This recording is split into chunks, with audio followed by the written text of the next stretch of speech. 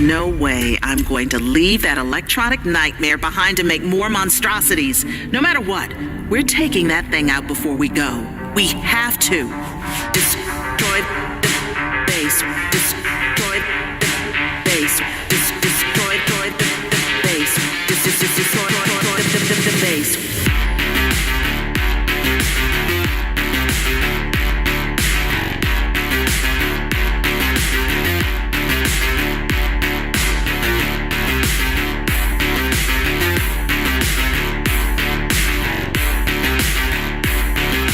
Destroy the base, no matter what.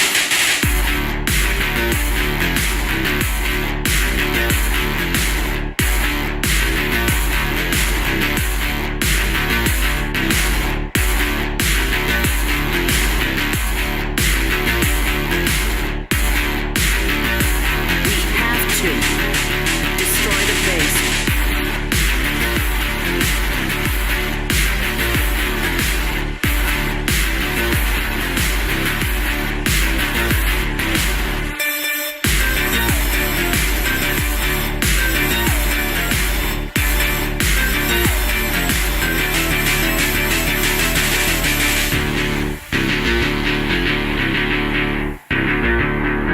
We destroyed the base. We destroyed the base. We destroyed the base. We destroyed the base. And we destroyed the base. Destroyed the base. We destroyed the base.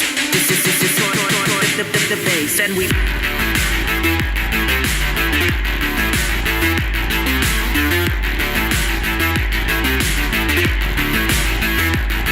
Then we destroyed.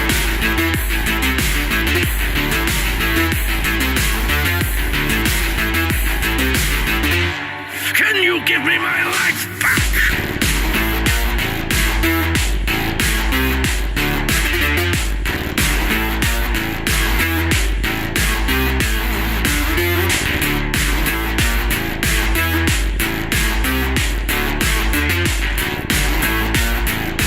Destroy the base with us inside.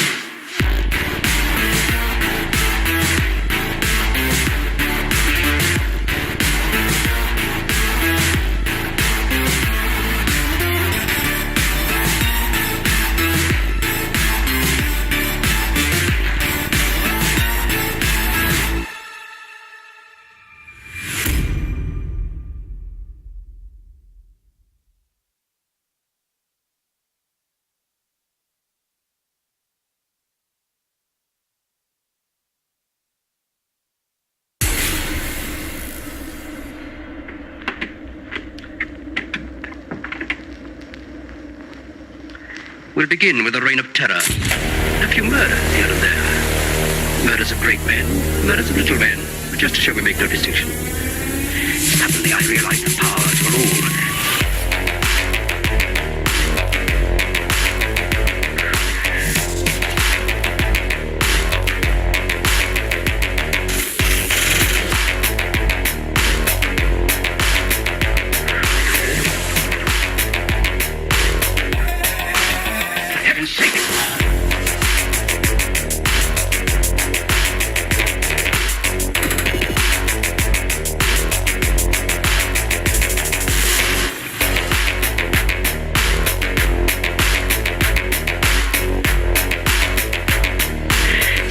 realize the power I held.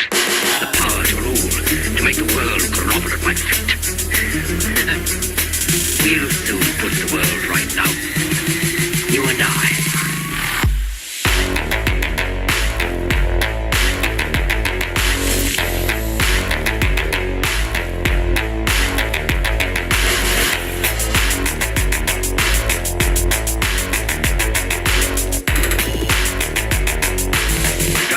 Seem to light up my brain.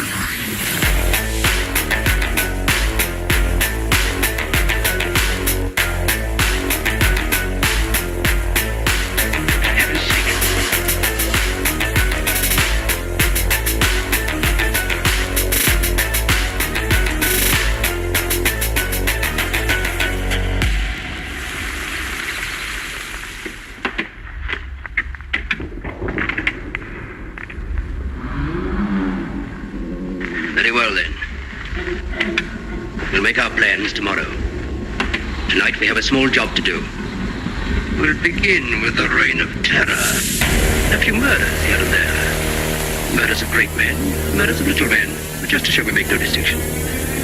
Suddenly I realized the power I held to make the world grovel at my feet. We'll soon put the world right now. You and I.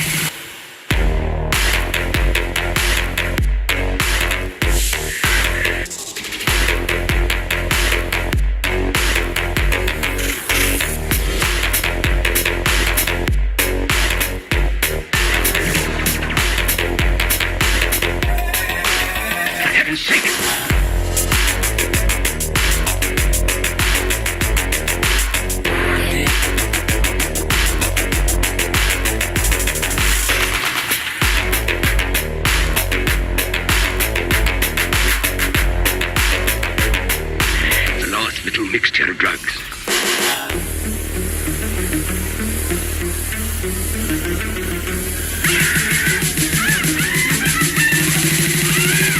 Come on!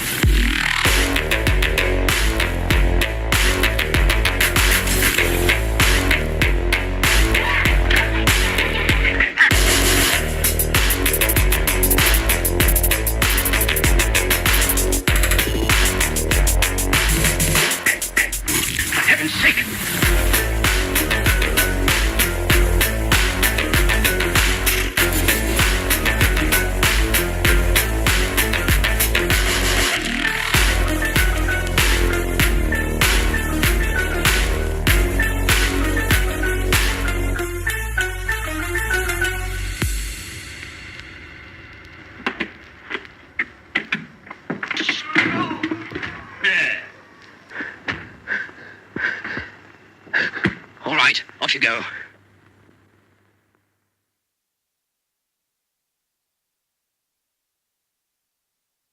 We will catch you.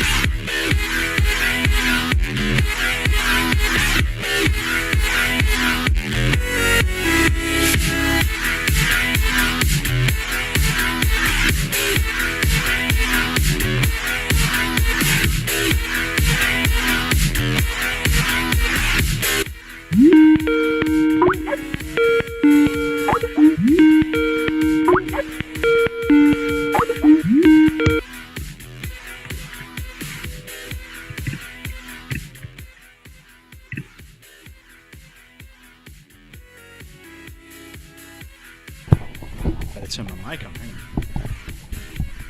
on. Good day, sir. Good day. Let me turn you up. Actually, let me turn the sounds off.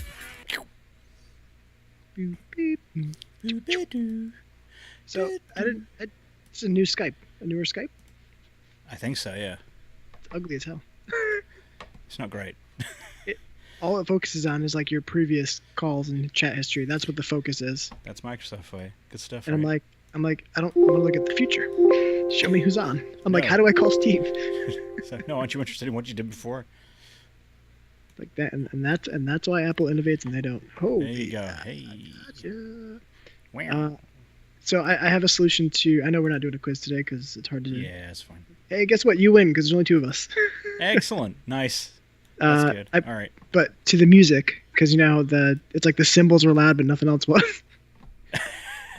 Yeah, I don't know what we're gonna do about that. To be honest, I really don't. Well, what we do is we don't play music throughout the quiz show anymore. We just do a bumper like this. Right.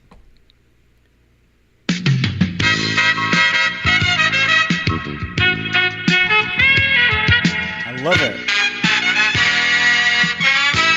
That's amazing. That's it. That's amazing in every way. That way we don't have to battle with like the volume and like the weirdness. That's of that. amazing. That's great. All right, let me make sure I'm streaming properly. Oh,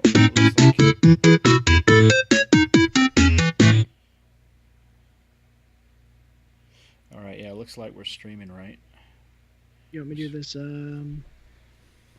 backup call recorder thing? Yeah, if you know how. If you know how. Dude. What's that internet connection? What? There's a problem with the internet connection between you two. Hold on. What? Oh, shut up, dude. We need something better than Skype. You know? Don't we both have thingy? Can't we use the other thing? What thingy? The other thing. FaceTimes? No, the thing that. Excuse me. The one that they use on Science. On games and shit. Discord. Thank you. God, I'm warm as shit now. Good lord. I was cold before. I don't remember playing much this week. To me either. Well, I mean, I've been playing stuff, but it's all been old stuff. Is it Playroom VR? Or is that the one with the robots? Yes, the Robot Rescue. Yeah, but that title is called Playroom VR, right? It is. Yeah, I played that. That was good. Shush. So that and PUBG, the only two things on my list. All right. And there's no news, right? There's no news. I just went on to Game Rant to see if there was any. Let's see here. Let me try and filter this just to news. Sounds like we're going to be 90% Star Wars talk. That's probably going to be the case. News.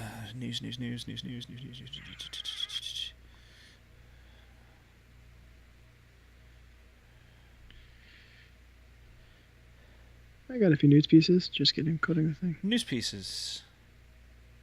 Press the left trigger. We could talk about Zer's location this weekend. Oh, God. The barrel. And how we scrape it. Here is the 3 things you can get from him that you don't want. First part to seeing Zer, reinstall Destiny 2.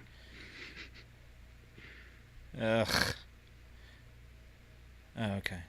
So they're killing the Kinect so that they can focus on other higher fan-requested gaming accessories. Well, they already said they were killing the Kinect, but now they even killed the adapter to use the Kinect on a 1S or X. Right. So now you're just fucked.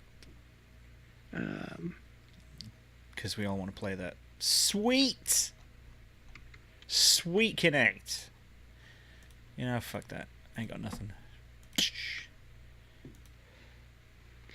I'll mention it. That'll be something. That way we can put the jingle in there.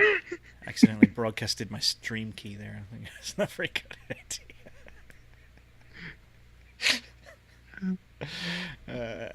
Super Mario Odyssey players get to race Mario shirtless in 10 minutes. What? This isn't news, is it? Obviously the slow news week.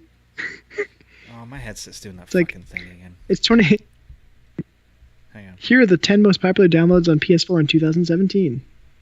Because there's nothing else going on yet. All right. Keep talking. Ooh. Shit. Checka. Can you hear me? That's better. Yeah. Okay. Uh-oh. I'm hesitant to put my drink down next to where the cable goes in. I ordered a USB headset actually because my 3.5mm jack's fucked. Okay, so Alrighty. you keep saying that there's an internet You sound a problem. little fuzz. Do I? Well, I shouldn't sound fuzz. I mean, I should. I kept. Oh, that's kind I mean, it could be the connection. Yeah, it's definitely this. Something's up here. That's better, I think. Yeah, that's better. All right. Yeah, so I really don't think we're going to have much to talk about, to be honest. Which is ironic. As long as we can understand each other, the audio isn't an issue because we're recording our own audio. So. Yeah, very true. Which means actually I probably shouldn't even bother doing call recorder because it's gonna just. Doing what? If I won't even bother the call recorder. Yeah. Well, I'm recording the stream. It gets saved anyway, so that True. we could always use that as an Mad Cats is back from the dead. What? I thought they were going under, like big time. Yeah, apparently they shut down in March, but now they're known as Mad Cats Global Limited, headquartered in Kowloon, Hong Kong, with a new line of products. They're all shitty. They're like controllers, though, aren't they? They acquired the Triton headsets and then they failed. Oh, is that what happened? Well, they acquired Triton, and then I think they probably spent way too much money than they should have. I remember using the Triton headsets at like PAX and Comic-Con. Yeah, and like demo stuff. Those they are had the good ones from back in the day. Duke Nukem Forever had the Triton Jesus. headsets. All right, we should probably record. Yeah. All we'll talk about is the Kinect adapter, just so we can play the news jingle. There you go. Yeah. All right. You want to do a 1, 2, 3 check thing? Yeah. Oh, you should probably go video if you are able. 1. Are you ready? 2. Yes. 1, 2, 3. Click. Recording. Yeah, boy. All right. Testing 1, 2, 1, 2. Testing 1, 2. All right, cool. Stay a while and listen. Stay a while and listen. Messing with a different soundboard app today. Switch. Okay. Nice. That's doing the record thing, so I can minimize that Winder.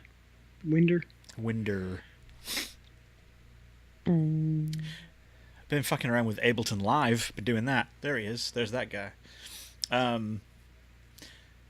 Get my dead mouse on. Do some Ableton. That's fun. Ableton. The connection between you is too slow for good video. Fuck you. Honestly, I swear to God, it's fine. What's the snow? Oh, forget it. I'm like busting out some, wearing out all that show content. Oh, I need my. That's what I need to do. I need to bring up my show notes on here so that I don't keep doing Show that. notes. La la la la la la la la la la la la la. Show notes. Thanks, got him. All right, perfect. All right. You ready?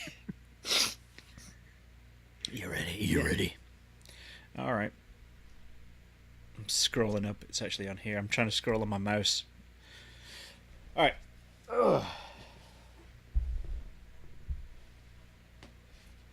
It's 185, right?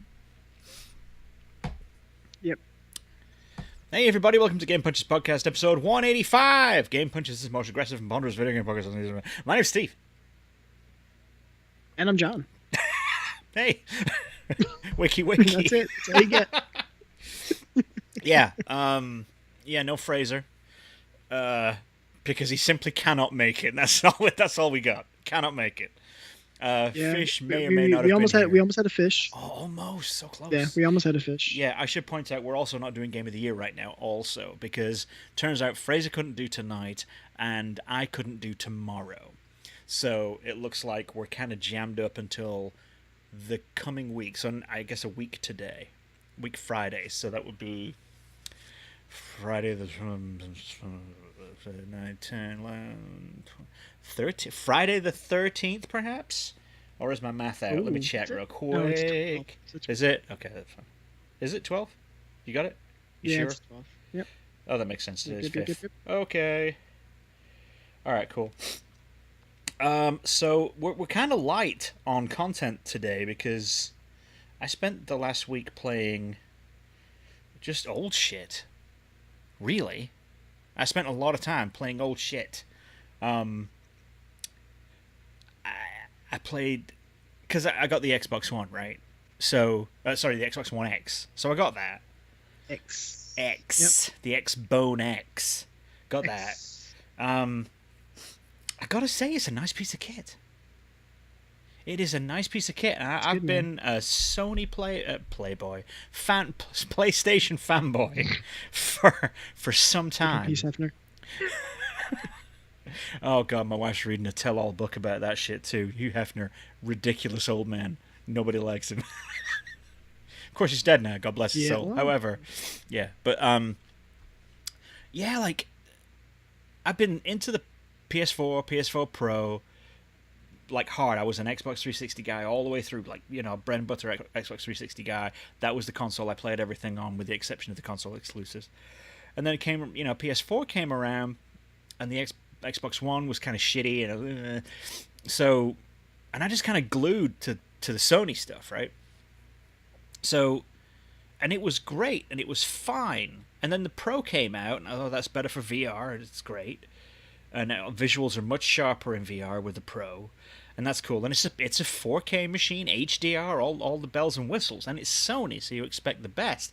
But I tell you what, looking at just playing shit on the Xbox One X seems like it's running at a higher resolution than the same shit on the Pro. I never saw anything on the Pro when it was supposedly running at 4K HDR, whatever. I never saw anything on screen as sharp and vivid as the stuff I've been playing on the Xbox One this last couple of weeks. It's because it's true 4K versus what's the word? It's like a forced 4K. It's a is it like 2K upscaled or something? Upscaled, yeah, that's the word I was looking for. That is the one. So nothing actually runs in 4K on the PS4 Pro. Not true 4K. I mean, it'll run at 4K resolution, but it won't be 4,000 pixels. I guess it will be, but right. it'll fill in the blanks. It's not rendering that; it's just upscaling. That'll be why then. That'll be exactly why. That'll do, pig. That'll do, pig. I tell you what, like that. Even my wife was like, "Shit, the PlayStation didn't look this good." Jesus, like I was like, I know. It's like slicing my eyes off. It's so sharp and just vivid and amazing. And the Pro's nowhere near as good as that. It's just nowhere near as good as that. I don't know why. You know, it's a power issue, obviously. It's a power issue, but I don't know. PUBG looks better on the Xbox One X than it does on the PlayStation as well, because you can't do that. That's true. That's true. it works 100% better, actually. Yeah. I mean, you can go into the browser and watch like playthroughs and shit, but yeah, and it looks great on there. But I mean, to be fair, I mean, it does play. It still plays a bit kind of dodgy on the One X. Still gets super framey when you really don't need it to. You know, like worst possible moment, it'll get framey. But still, it's night and day between that and the OG Xbox. Jesus Christ, like. OG Xbox is borderline unplayable, and yeah, we still played it like that just because, you know, the way it was. But yeah, but I've been really enjoying the Xbox One X this week. I been playing Gears 4 again. That's now I actually run that at, I think it's 1080 at 60 frames per second for horde mode and cool shit like that. Nice. Yeah, because that's one of the ones that supports the 4K. It right? does, but if you're at 4K, then it bumps you right back down to 30 FPS, and so So I mean, don't get me wrong, it looks absolutely spectacular, but I'd rather have the smoothness. Tomb Raider, Right. outrageous. Same for that as well. Looks amazing in 4K, but bumped it back down to 1080 so that it optimizes frame rate. Forza 7, I picked that up. Picked Forza 7 up because I have to see all this Xbox coming at me, and I've heard that runs at like 4K at 60 FPS, and it does, and it's just eye-bleedingly gorgeous. It's just like it's a car game, and as a tech demo, it's freaking gorgeous. I think it was on sale. It was like $40, I think, when I picked it up. Witcher 3, bought that again because I had it on the PlayStation 4. Bought that again, and that also is running at a ridiculous, like, high resolution. It's fucking gorgeous, that game. Got Diablo 3 again on the Xbox One X because that runs at 4K 60, and god damn it, same thing. It's like a whole new lease of life on this thing. I have that on Mac and PS4. I don't have it on. I got it on the PC and the PS4, and now I've got it on the Xbox too. And Catch 'em all. and then I was playing Trials HD. On everything. Yeah, so like around Trials. I remember you got that Trials poster. Oh shit! That wasn't a poster. That was like a wall hanging, like wasn't it? It was like some kind of cloth wall hanging, like a curtain or a flag or something. It wasn't that it was like given to you. It was that it fell off the wall onto you, and you're like, "Well, I guess it's mine." Yeah, that's exactly how that happened. Yeah, that's right. We were doing that weird round robin thing. Talk about coming full circle after I sent that picture around again of that very event. Yeah, it's like, what was that about? That was in the same building as we took that photograph. Because it was like a couple of floors lower. Remember? That building was like a platformer with different levels. Every floor was like a different level. We should go into this one a bit. So back, what year was that? That's 2011. Was it 2011 or? It was the second. No, it was the second PAX. So it was 2011. Because it was the. Right. My wife was pregnant with our daughter, and she was due like any day. That's right. I remember that. So it was when we you got on the phone with her in the evening. That's right. Shit. Yeah. Okay. So 2010, 2011. 11. Okay. So 2011. In what was it, like March or something back then? They used to do it like right around Easter time, right? As I recall. Yeah. Yeah. It was like late March. Easter Sunday. Or something? My daughter was early April. Yeah. Right. Yeah. That's what it was. So. Yeah, so, and we did PAX, didn't we, for Game Rounds, so, and we had a good time, but it was the first night we were there, I think? Was it the first Yeah, it was the, because it started with I can't remember who was, there was one... It was the first night because it was the first party, it was the group Gamers Gone Wild. Gamers Gone Wild. Was hosting that party. That's right. And it was somebody in the group knew somebody who was part of that too. Maybe it was Dwayne or something. It was always Dwayne, I think, that knew somebody. Oh, no, it wasn't Dwayne that knew. It was Thingy that knew him. Jason? Yeah. I think it was Jason. He was like our handler. He knew everybody, right? Yeah. Everything was already prearranged with him, I think, at some point. And we got access to it somehow. Like media badges access to it. And you went in. It was just downtown Boston, right? It was like a club venue with a bar. Yeah, it had a bar, and then it had a couple of those like booths with the velvety ropes. Yeah, blocking it. I think Cliffy B was in one of them playing some shit or something. And then we went up to the second floor. We found out that there was a second floor, and so we went to the second floor. And that was like a club. That was a club, and then we found out that there was a third floor. And then we went up to that, and that was that weird fucking. That was the billiards bar, like it's billiards tables full of all the gear. Stuff. I don't even know what to describe that as. It was like this place was like a long building, wasn't it? Right, so we'd come narrow.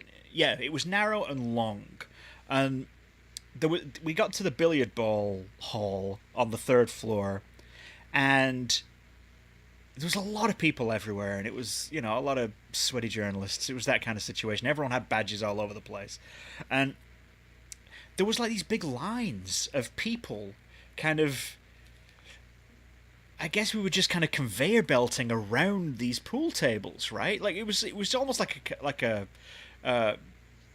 manufacturing kind of like line, right? It's like a musical chairs kind of thing. Yeah. Well, the one at the end was, or were they all like that? There was like 3 or 4, like pool tables with a whole shit ton of swag all like just mountained in the middle of them, and they had different themes and shit. And it was all games related stuff, headsets, books. They had that at the time. They had that T-shirts. Oh yeah, T-shirts, posters, controllers, novelty controllers, demos, everything, all kinds of shit there. And it was at the time that Black Ops had just come out, because there was like a remote control thing that Jason got. You remember that?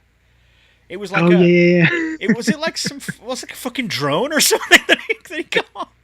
It might have been, yeah. I think it was weird. like a remote control drone he got that was like all branded. Was it that, or was it like the night vision? Was that the time that they did like a night vision collector's edition? Yeah, but I could have sworn he got something else. He got whatever he got. It was extremely expensive. I remember that he got the very expensive gift, and it was weird because it was just like there was like very shouty lady, right? And she apparently ran the deal. And she was like shouty lady, giving people shit and swearing at him and fuck you, yeah. And apparently that was her shtick, and people knew that this was her and this was her shtick. I've never heard of her or seen her in my life. Like, I don't know who she was. She must have been like dead mother for Gamers Gone Wild or something. Right. And and like you'd walk around, and you'd see something.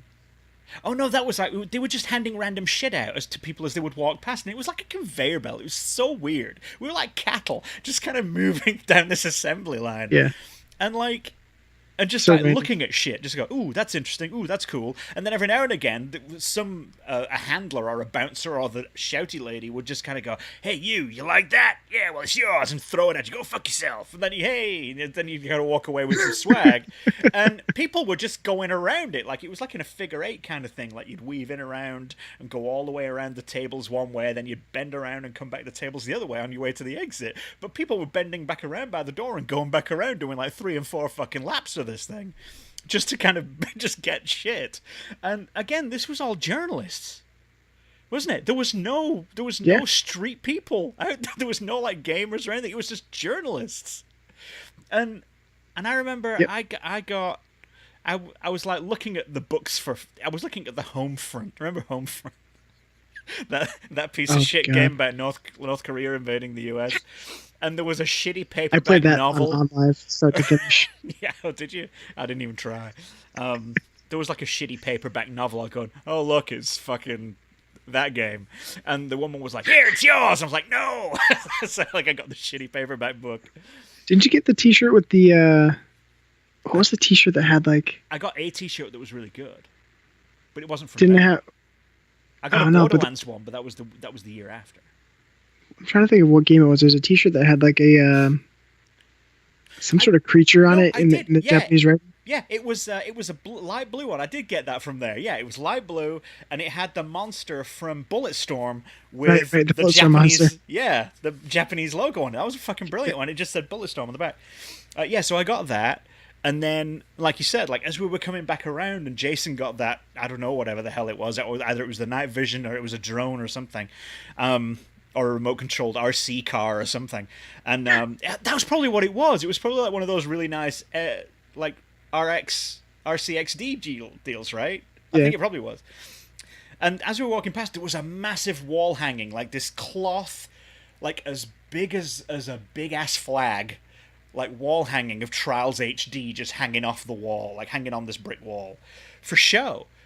And I was like, shit, my brother-in-law would love the hell out of that, because we would play it all the time. And it literally fell off the wall and onto my head as we were passing. I didn't interfere with that thing at all. It just fell onto my head.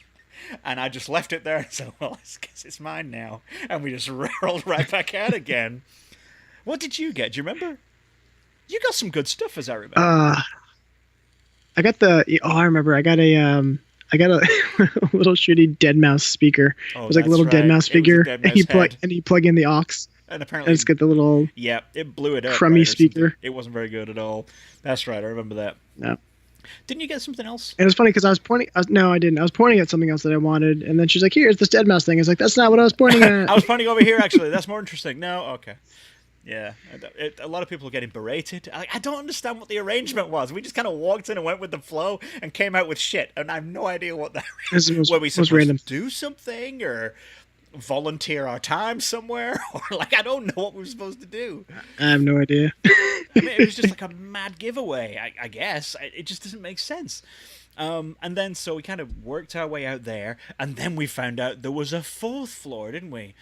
And that was the top Boss floor, level. as I recall, boss level, literally. And that had the bar, Full bar. a full bar, and it had those like recessed circular seat areas, like for like champagne service and shit. It's like a booth, but there's no table. Right. So it was basically like a stripper booth. So like, and we had the dancers, and there were the girls all over the damn place, like wearing very little, very, very, very little, dancing to techno Zelda tunes. And Yeah. I got video of that too. It's on one of my old iPhones, and I'm pretty sure I uploaded it to one of my old hard drives. I've got to dig it out because that photograph of me with that girl, that girl dancing, I have that on video. Yeah, and it was just that we had a very good time there that evening, didn't we?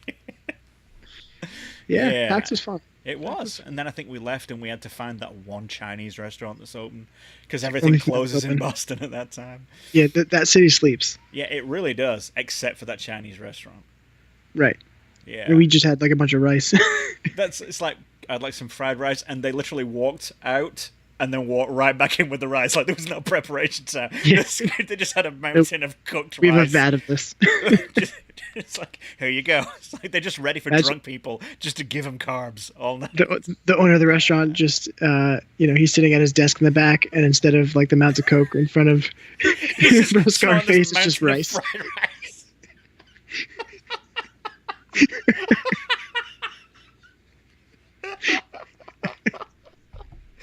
That's amazing. Don't get fat on your own supply. Yes, and I remember the year after that, which you didn't go to, which was a real fucking shame, dude, because that was a real good one with Jason again.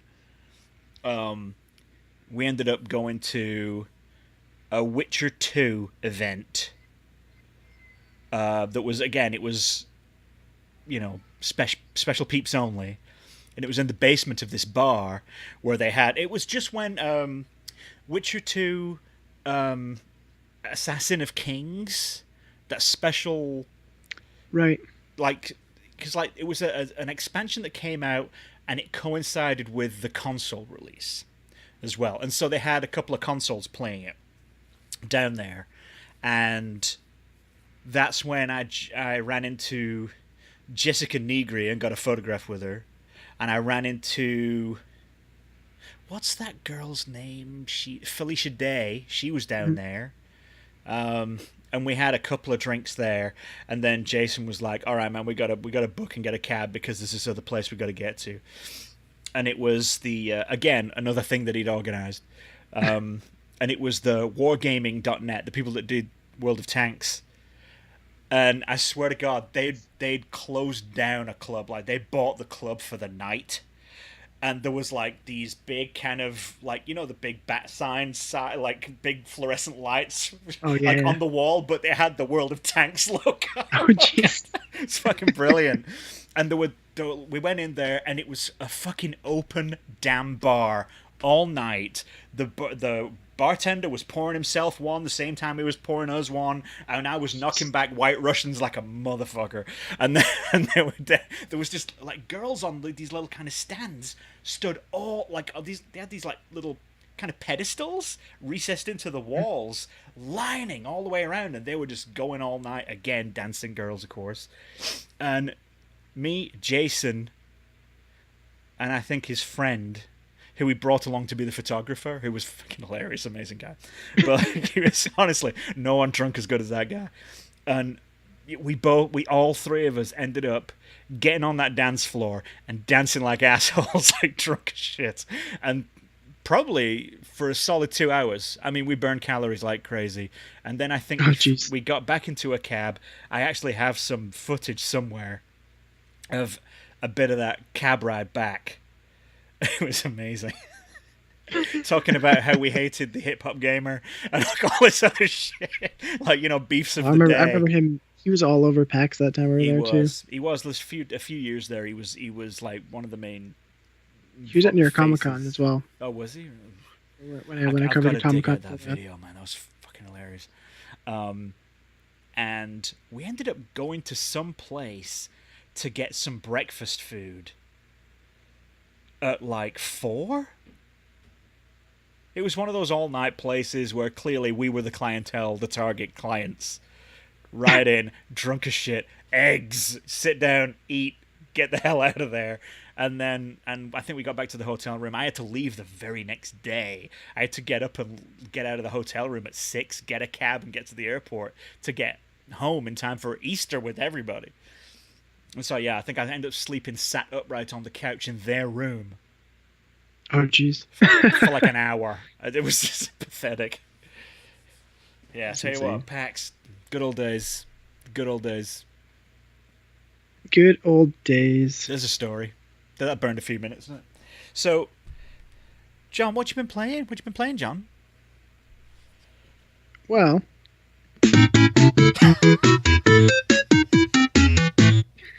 Gotta do the bumper. Yeah. Not too much. You've been So in furthering terms your of the- VR career, though, haven't you? You've been kind of... Yeah, dabbling in that a little bit more. I downloaded the Playroom VR experience that you mentioned last show. Rec Room? Where Oh, no, sorry, you're talking about Playroom VR. So I'm getting confused with Rec Room, which you also must download, but yes. Yeah. So that's the one where you can play with the robots. So good. So I did that first level where you're rescue robots or whatever. Robot Rescue. Flipped it. Yep. But that's cool, man. Like, 'cause it's another one of those games where you're moving around in that world. Right. It's not just moving your head and looking around and all that stuff. Well, that's what I meant. Like, it was just like a Mario game, right? But like... Right. It's very Mario. Different ball. Yeah, you're in it. You're and there's some cool stuff. Like if you don't look in a certain direction, you'll miss out on one of the robots or some coins or whatever. And then when you get to the end, you go down that slide. Oh, and you're at the very end. Yeah. I was like, this is fun. No. I also think I'm okay. No, we're good. Yeah, that's your experience of motion sickness. It's just off. It kicks your ass as soon as you get to the bottom. You're like, hey, this is great. Oh, it just hits you like a ton of bricks when you stop. Like, oh. Yeah, that's crazy. That was fun. And then I did the part 2 where you can go into the playroom itself, and you kind of pop coins in and do the little crane game. Yeah. And then you're kind of you look around. It's cool because you don't realize the stuff you get is in that room after you get it. So you start looking around. Yeah. So I got this dinosaur. I'm looking around. Where is it? All of a sudden I look up, and he's like this legit huge. My favorite part. Like he's like looking down through the skylight. Yeah, it's like, and it does that as soon as you look up. That's his trigger to look down on you too. Like he does it every time you look. Oh fuck! It's so good. They did a really good job with that thing. And you look behind you, and all them little robots are just kind of staring at you.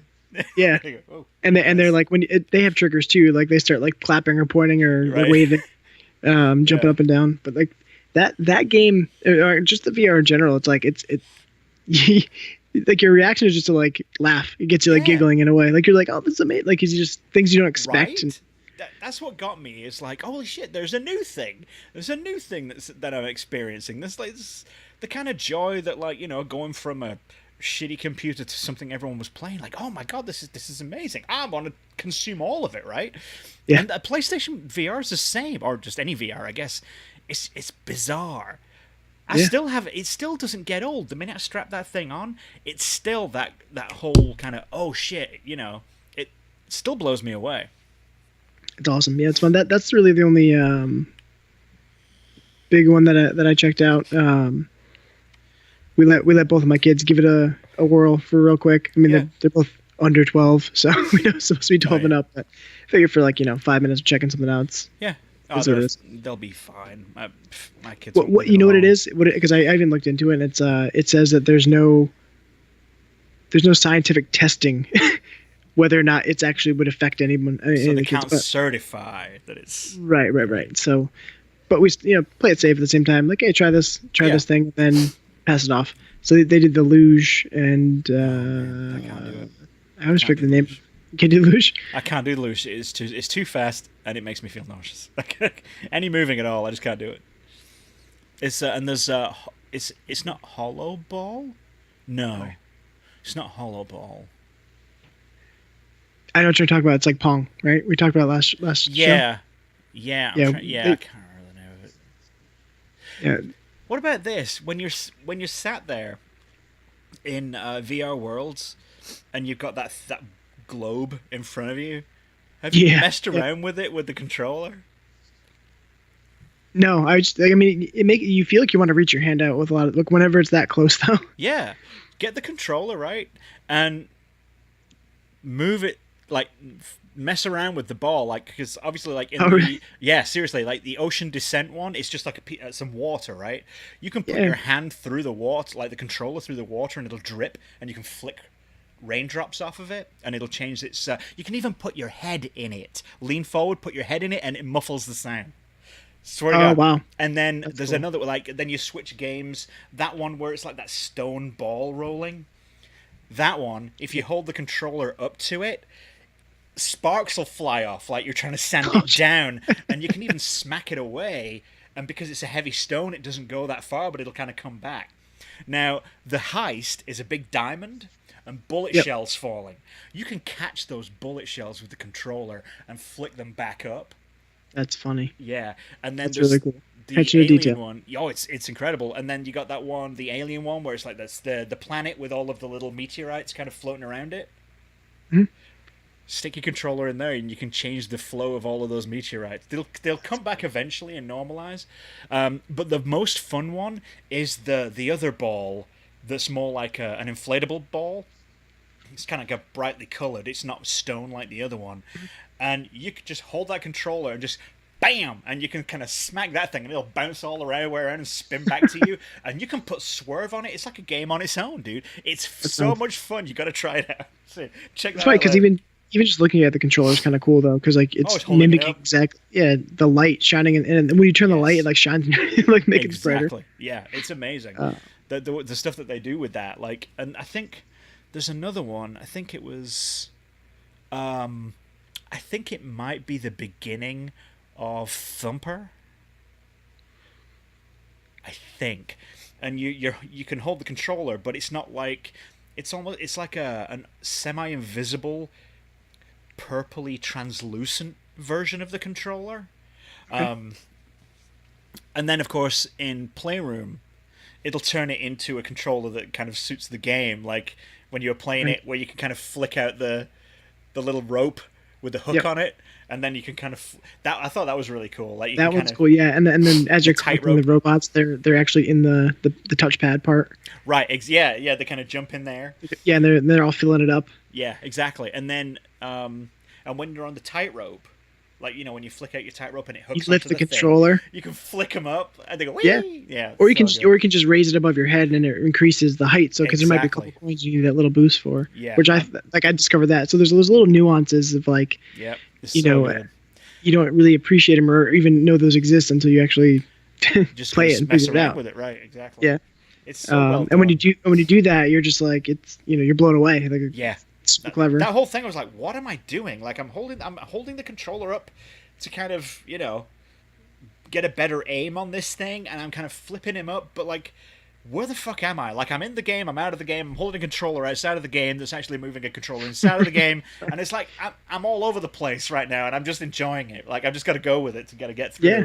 But at the moment, it just kind of just hit me. It's so jarring. I was like, what is going on? I'm in it and out of it at the same time, and it's not just me, it's this controller. It was so crazy. Yeah, it's awesome. I'm excited to check out some more stuff and keep messing with it because it's definitely There's a couple of good ones to play with the kids. One of them, again, on Playroom VR. So there's one. well, that one you can, so you don't have to have the headset for multiplayer too, because like Correct. somebody is the other person do the tightrope stuff? Is that what it is?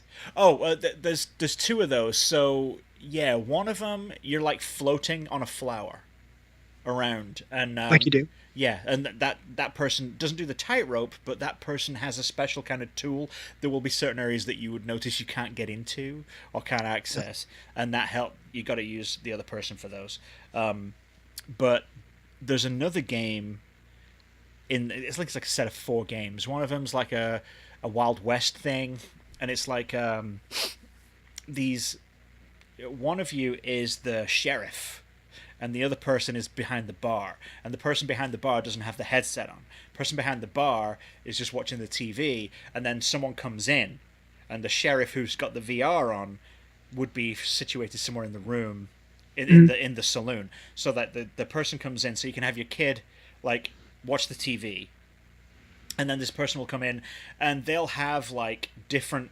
There'll be like other people in the bar, and they'll all have these attributes, like a patch over one eye. They'll be wearing a blue hat with a symbol on it or whatever, and then a wanted sign will appear, and the bartender has to read that out to the sheriff, and as soon as the sheriff has a good idea of who it is, they can bop him.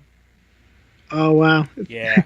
So that's Kind of like a space team thing. You gotta, exactly. It's like, okay, so blue hat, no eyes, big beard, go. Like that kind of thing. It's like, Guess yeah, who? one eye. Yeah, it's very much like that, because it's like, hat, hair, eyes, nose, mouth, chin, color of vest, that kind of thing, right? That's awesome. And there's another really good one that I think your kids would be fine, because my kids love the shit out of it. And Maisie's 9. So like, it's a cat and mouse thing where the person not with the headset watches the TV and control, and you can have like multiple players. I think up to like 3 other players controlling these mice, and these mice kind of scurry underneath these like tins to hide, and there's a curtain at the back, and in the VR headset you're a cat wearing a VR headset, right, in front of the curtains, and at any time when the person wearing the VR leans forwards,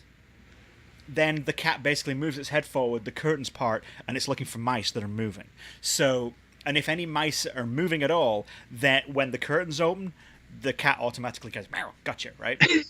So it's a case of like, it's cat and mouse. Like, you kind of lean back, the person in the VR leans back, the curtains close, but there's Fish 2 out of water. layers. There's 2 layers of curtains. One of them you can't see through it, and the other one's kind of like sheer, you can see through it, like shapes. So depending on how far forward the cat leans, and it's all a big fake out, like, oh, I'm coming, no, oh, okay. And the thing is, and the mice, obviously, they can see the silhouette of the cat once this first layer of curtains open. So that it's a case of they've got to get all of the cheese without the cat seeing them. So as soon as the mice stop moving, then the tin kind of closes down on them, and the cat can't see them. So that's a lot of fun. That's a lot of fun. There's another one that's a ghost game that's like, I didn't like it at all. That didn't seem to have its mechanics organized properly, but those other ones are really fun with the kids. Nice. Definitely check more of those ones out too. Those are on Playroom. That's all in Playroom. Yeah, like how you look at the different floating islands. The fact that's a free download too, it's insane. Yeah. Oh, and there's another one. It's first party, isn't it? It's from Sony. 100% Sony Playroom. Yeah, those little robots are Sony robots. There's one other one that's fantastic, and the person with VR plays that big dinosaur. Oh wow. And he's going through this town, like on this track, and he can kind of swing his head and knock the skyscrapers over as he's moving, and he can lean down and attack these mice that are running down the road. But the mice have superhero costumes, but they're just running down the road. Get to the end of the road, and then it becomes this big boss fight, like a Godzilla-style thing, where the people with controllers watching the TV are playing the super mice. They got to pick up items, jump in the air, and throw like pianos and missiles and stuff at the big monster, and the monster kind of has got to avoid them by dodging with the headset on, of course, and then leaning down to eat them. So it's very fun. Nice. That's a lot of fun. That'd be cool to check out too. Yeah, man. Yeah, so stuff on the to-do list for that. But of course, with some PUBG as well. Of course. I've not played any PUBG. No. Not this week. No. It's the thing is I'll fire up the Xbox with good intentions to play something else, and then it just says resume PUBG, and I'm like, yeah, okay. Yeah. Hey, here's a question for you with the new interface, because I'm new to a lot of this. So when you've done playing a game, or whenever you go back to home, which I believe is Xbox button and then A to go straight there. Yes. So once you're there, you're at that top screen, right? Mm-hmm. And that's like the resume whatever you were doing. But the pins now seem to be like 4 or 5 steps further down. You can choose where they are. You can move them. So I have it down question. 1. I would have it down 1. If there's any of those sections you don't care about, you can remove those as well. Like when you see, I think you have to hit like the hamburger button when you're on it, or Y maybe, and to say more, whatever the button is, to trigger the options for that sort of panel. You can remove things. You can have a games hub as one of your pages. So like if you always want to see what's going on with a game that you're playing, like you can kind of keep that in there too. I usually just keep it as like that and pins. Yeah. I'll go. See, I don't want all the other shit, but I have to keep going down. There it is. So my yeah, pins, you can rearrange it. You can move it where you want it. Well, there you go. I was hoping that would be the case, and I'm actually pleasantly surprised because I didn't think it would be. You know how it is. You're like, oh, I want this to be a case. When it should be a way, it's never that way. Right, exactly. Especially with Microsoft. Can I just get the blades back from original Xbox? God, remember them? I like those. I enjoyed those blades. Well, it's easy. You knew exactly what you're looking at. Exactly. Games. Yeah, they were color coded too, as I recall. Like the sound was great too. Yeah, well. And then the mini bar that would come up, like you hit that Xbox button, and then it would bring up a small, super quick, snappy version of it. If you do a backwards compatible game, and then you open up the menu for the game, it does. A lot of times, like you can see that. You can see like that little overlay. It's a little kind of. I've noticed that in a couple of. That's pretty good, actually. I like that. Okay. Yep. Right. Which is cool, but but PUBG is fun still, of course. I accidentally jumped into a duos game. Because in order to see whoever's online within the game, you have to go over to duos or squad, and then you can hit, I think it's X, and you can see who's online. Oh, okay. I did not know that. So it'll just tell you if anybody's online that has the game. Yeah. And so I was doing solo, and then I RB, and I was like, who's online? No one. All right. And then I looked at my phone real quick, and then I just hit X, thinking I was starting a new game on solo, and I was like, oh, I'm on duos. And I was like, well, I'm not going to be that guy in bail, but I'm too lazy to get up and get my headset and talk to a stranger too. So I went with it. He put a pin on the map. We just kind of went down to the city. Nice. He's raiding some houses. I'm raiding, or buildings, whatever. I'm raiding some other ones. I found some co-op. Yeah, I found some solid gear, and then I was like, all right, let me make my way to him and regroup, and we'll just kind of go from there. And as I'm going to catch up to him, because he's like basically a couple blocks over, there's like a street, and then a couple buildings, and then a street. I'm going to the building, and I see 2 guys run behind the building, about to go around the other way. Right. So I kind of go around. I take down one of the other guys. Nice. And then the other guy gets me, but I'm still crawling, so I'm ready to revive. He finally comes out of the house that we were right in front of. I was getting shot up. I was like, thanks for the backup. And he is unloading a pistol clip after pistol clip on this guy who's just trying to punch him. I swear to God, the game's janky as fuck. I'm like, are they dancing? Like, what's happening? Then the guy that's punching him ends up running away, and he's still running around trying to figure out what's going on. And I'm like sitting there, I'm like a puppy dog clawing at him, like, revive me, help! Just tugging at his pants. And he's still running out, so I just go, like, there's some stairs, and it's one of the or it looks like one of the garage doors. It's always open, sort of thing, and there's no door to the house. I go in there. He throws a smoke grenade for whatever reason. Just revives me finally. So I'm like, cool, he revived me. So I'm gonna, let me find some bandages or something. I think I was just starting to bandage up. And then he runs off, and I'm just trying to. I'm like, well, I might as well see what's in this house. Then I see he finds a set of wheels. You know, the icon changes to a little steering wheel. Oh, I did not know that. Okay. Yeah. So when somebody else on your team, you can usually see a little identifier of where they are.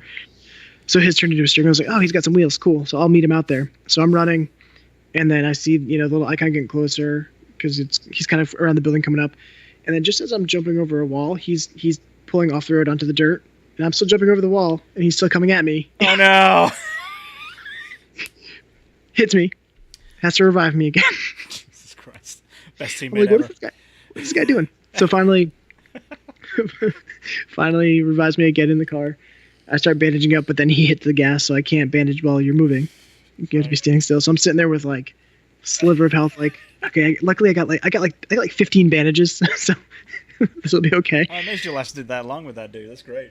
Oh, it didn't stop here. So then he's hauling ass in the car. We're driving through.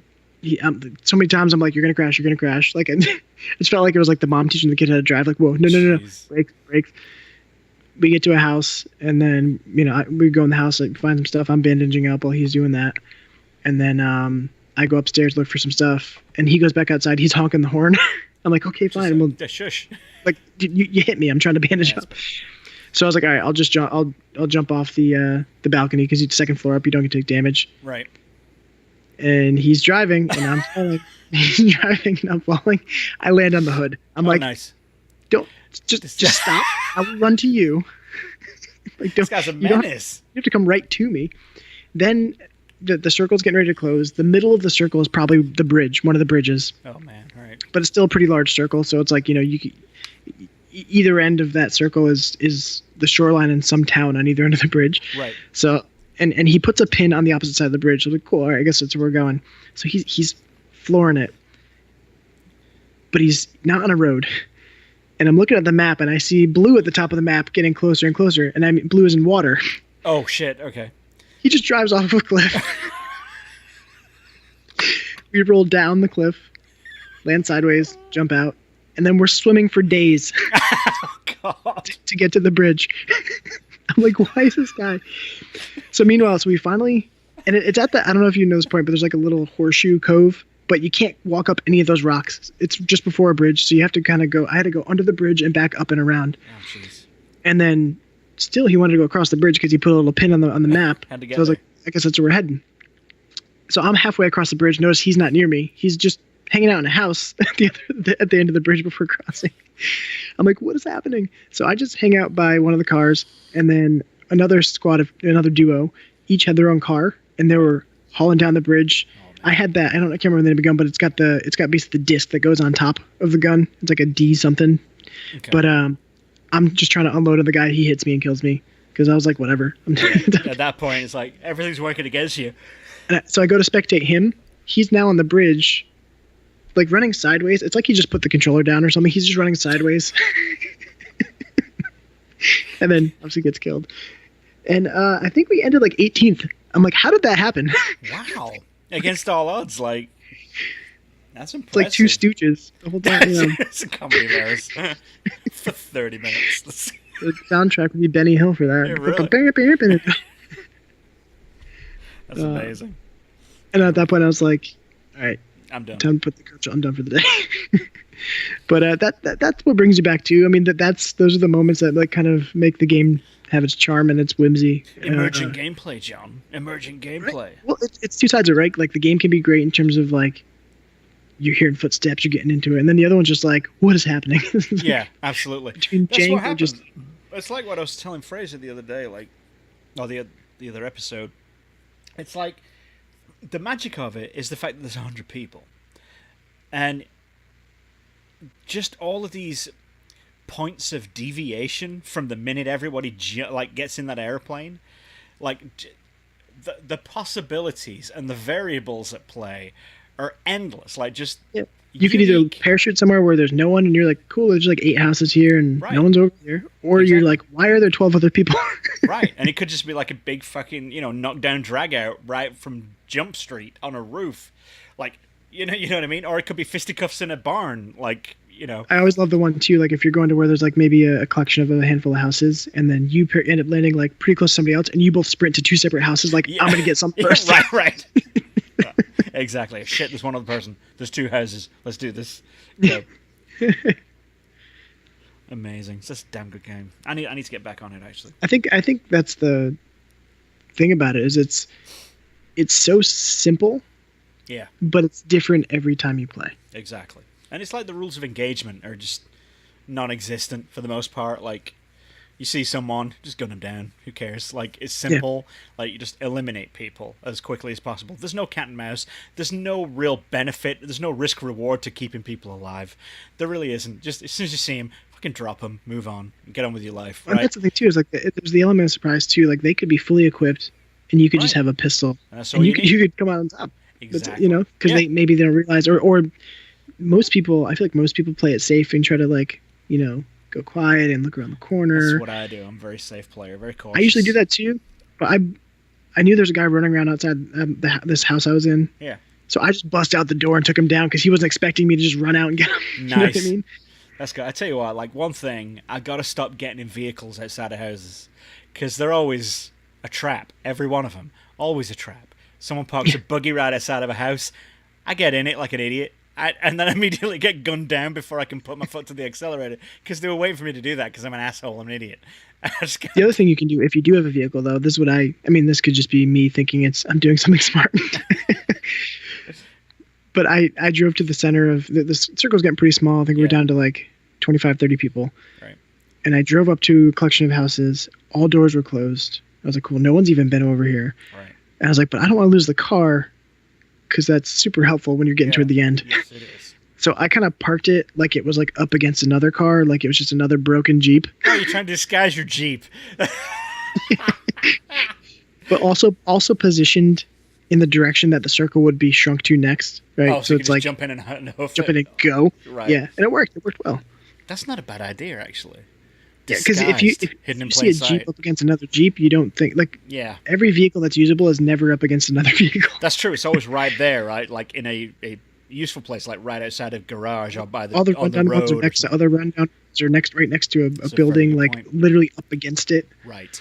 Yeah. So That's a good point. I thought that worked well. The only thing that can give it away is for whatever reason the brake lights don't turn off because that happens sometimes. I'm like, I'm not in it. Why are the shit, brake does lights it? on? God. Put it in park. All right. Turn off So, should What have we? you been playing? I'll just those things that I listed. They're all old games. Everyone knows what those games are. You kind of mentioned anyway in the beginning. All the I went through all that. So Forza, Witcher, Diablo, Gears, Horde mode. Oh my God, it's still great. Still just as good as it ever was. Amazing. The fortifications. same as it ever was. Same as it ever was. Yeah, you may find yourself upgrading your fortifications every 10 levels. yourself. Dude, honestly, fucking brilliant. So good. The magic of that game. You get yourself on Blood Drive, the map, Blood Drive, and you get yourself a couple of fortifications. You get that, what is it, the fabricator box, whatever it is, where you get all your shit out of it. You stick that in the doorway. You are safe from boss monsters. Right there. They can't get you. You're good. You're done. That's great. So then you just stick a couple of turrets in there, and as long as you stay in that room, monsters won't spawn in that room. I'm telling you, we got the blood drive technique down. I'm pretty sure we can go 1 to 50 on normal with that method. On if only they let us go that way. We've been playing Monster Mash, which is an enemy type variant, which is just monsters, as It was a opposed mash? to, huh? It was a mash. It was a monster mash, yeah. It was something graveyard smash. Yes. But there's like enemy types that you can set for the game. There's like Horde Frenzy, Horde Light, Feral, Monster Mash, and other stuff. And basically, like the standard one is like you get a mix. You get them shitty robots that I hate from Gears 4, and then you also get the monsters in a mix. But like if you do Monster Mash, it's just monsters all day, right? So that's generally what we do. But those game modes are only limit you to 25 levels with a boss every 5 levels. So it's like Nice. a little bit more intense, but it's it kind of shores it down so you can get it done in a night. So that's pretty good. But I really do want to go from 0 to 50 because every time you go up, like every time you beat a boss, your fabricator and all the contents upgrade to the next level. So like how you start with like a shitty fence you throw down and it's just like a piece of wood with spikes on it, and then after your first boss it goes to level 2, which is like a curly barbed wire, and then level 3 after boss 3 is like so that'd be like wave 15. Then you can get like the lasers, like a laser fence, that kind of thing, and the turrets upgrade and everything else. But yeah, you get 3 or 4, like 5 people I think in your squad for horde mode on Gears 4. Max I've ever played with is 3. You and your mates, 3 mates, and we've gotten all the way through Monster Mash on like casual. Like we got to try it again on normal or something, because it does get kind of bananas like later on. Yeah, I just can't stop playing it. I fucking love horde mode to death. It's amazing. It's brilliant. My only beef though, the best level, the best map ever for horde mode was in Gears 2, and it was called Nowhere, and it was essentially like a boarded up cafe in like the middle of nowhere, like some gas station rest stop or something. And me and my brother-in-law used to hold that thing down for fucking waves and waves and waves and waves.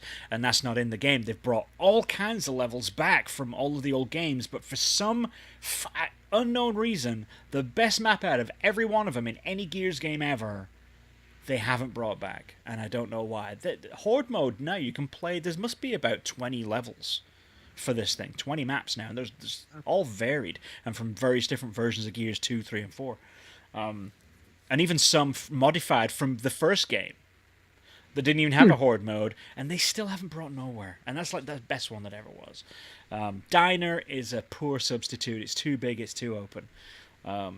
That's all I'll say about it. They're like beefing about a game that's like 2 years old. All right, so it's good. Let's see here. What we got? We got Black Mirror. Should we talk about Black Mirror? It's amazing. I've seen all of them. I'm sure you have. No, just the first one. Oh, well, we can talk about that one. I guess. Yeah. I don't want to spoil it. I don't want to spoil Black Mirror, though, because Black Mirror is too precious. It's good. That's all I saw. It's good. It's fucking brilliant. And I think the first one might be the best. Why are you steering the ship all over the place, by the way? Intro, what you playing? Intro. Yeah, I don't know. Next? I'm like, yeah, we're back to Black Mirror. Well, see, I was kind of making my way back to the Star Wars. I'm kind of creeping back. We should probably leave Black Mirror. Only suffice to say, oh shit, I just messed that up, dude. What's this? I accidentally. I pasted that. That's the. That's Tingo Scry, I believe. So, the man twits by force. Sent man shot by force. Your girl know I got the sauce. No ketchup, just sauce, raw sauce. Boom! Yo, God, the tingo scrap. Pop, pop, ka, ka, ka. Skitty, git, git. Pop, pop. And a poo, poo, doo. Boom! Skia! Doo, doo, coo, coo, coo, tun, tun, tun, boom, boom. Ting go scrap. For I believe that's what it's for called. For the people who aren't visualizing this, which is everybody, because this is on the show notes. Well, I mean, we also have a video now, but I guess this still right, see but that this is either. in the show notes. Yeah. Steve was had his mouse over my section on the intro. I'm on the iPad. That's what it was, and I tapped, and then I hit paste. That's even harder to do than on the computer. Actually pasted. That's still on my clipboard from ages ago. That gibberish he just said, he accidentally pasted into where it said Black Mirror on my notes. Yeah, that would be the lyrics to Tingo Scra. Mm-hmm. Mm-hmm. Which everyone knows, of course. All right, should we discuss? Should we discuss Star Wars? Well, this is a great piece of news. The original news. I had some news, bad news, breaking news. I got a few news pieces. Press the left trigger to see the most amazing thing in the world. This just in. Yes. News. News. What is the news? News from Japan. News from Japan. Japan. There's really no news. Japan. There's not, is there? No. That Kinect thing, I think, is who cares? Microsoft officially put the final nail in the coffin on Kinect by discontinuing the adapter that would allow you to play your Kinect on the S or the X. So if you really wanted to play Kinect after... You could spend $100 or so or to more. To get it. Well, you had to buy an OG Xbox that came with it because the S didn't have it. But the S did have an interface for it. Right. Huh? Yeah. But, so if you got an S, and you wanted to connect, you had to go out and buy a Kinect separately. But to get the adapter too. You needed the adapter because it didn't have a Kinect slot in the back. So I believe it was running at $39 or $49. I'm not sure, but that sounds probably about something that they would charge for some small piece of plastic. Something that should have been like $12. Exactly. Or something that should not have been needed in the first place. Yeah, because it's a very specific kind of L-shaped proprietary plug.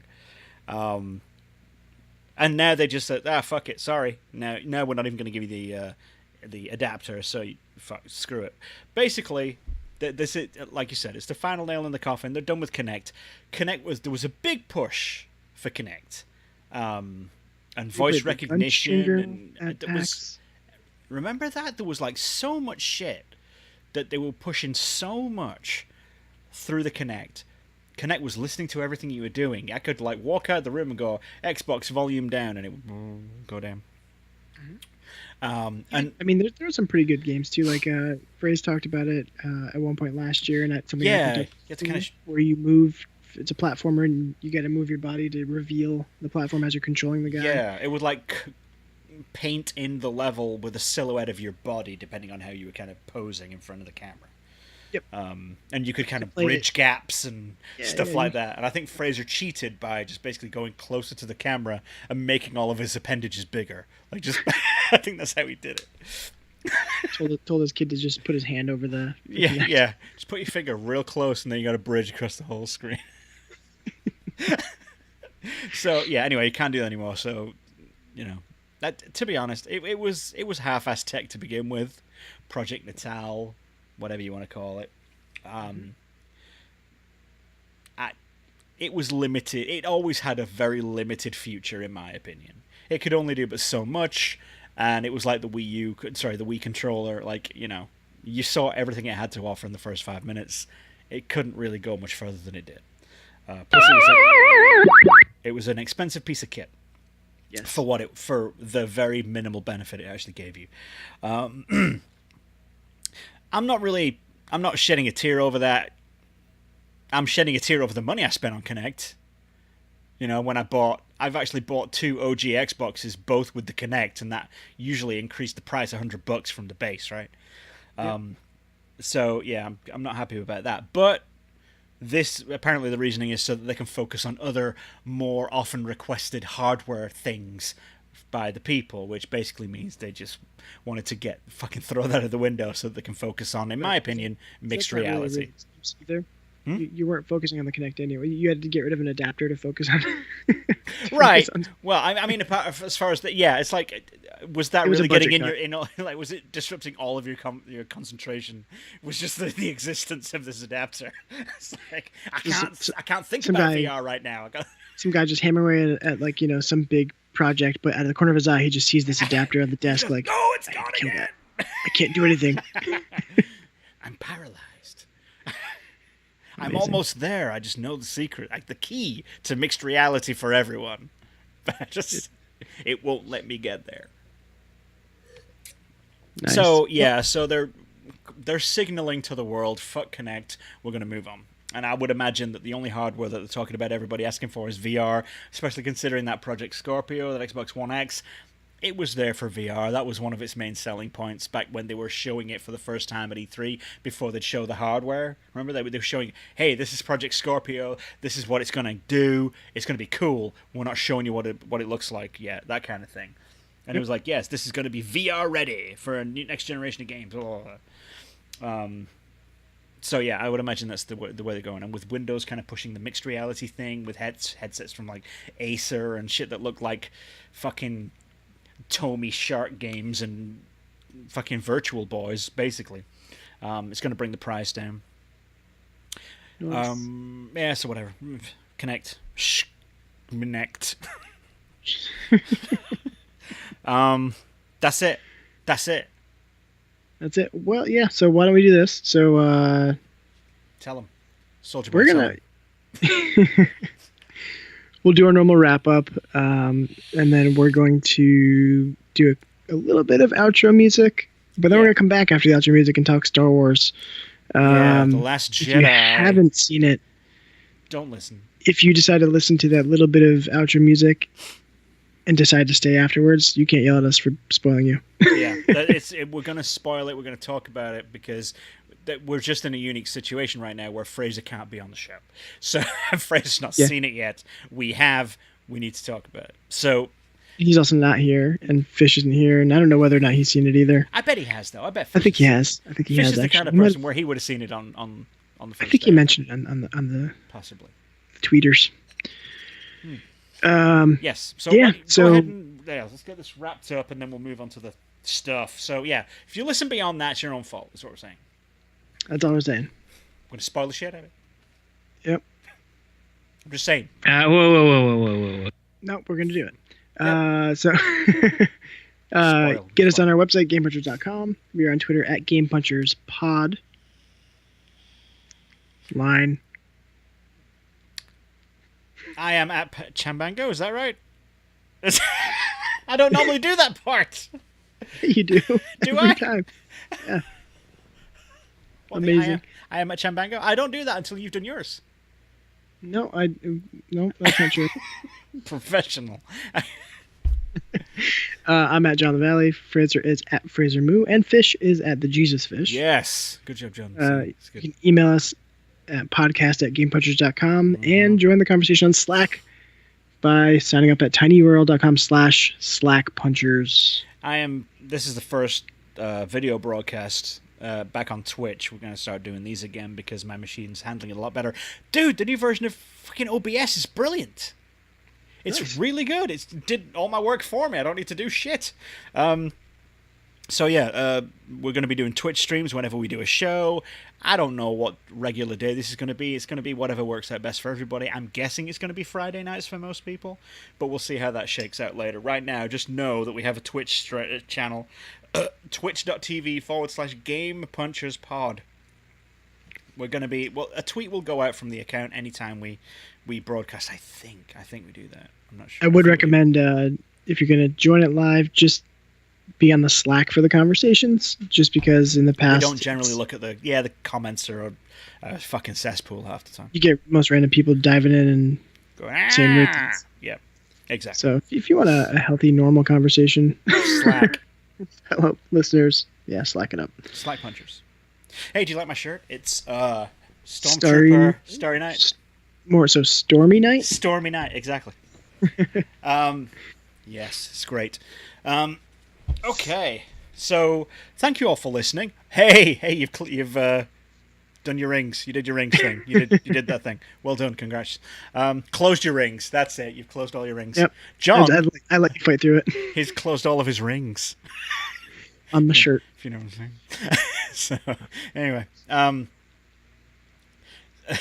thanks for listening. We love you long time. Until next time, unless you have seen Star Wars, Wizard.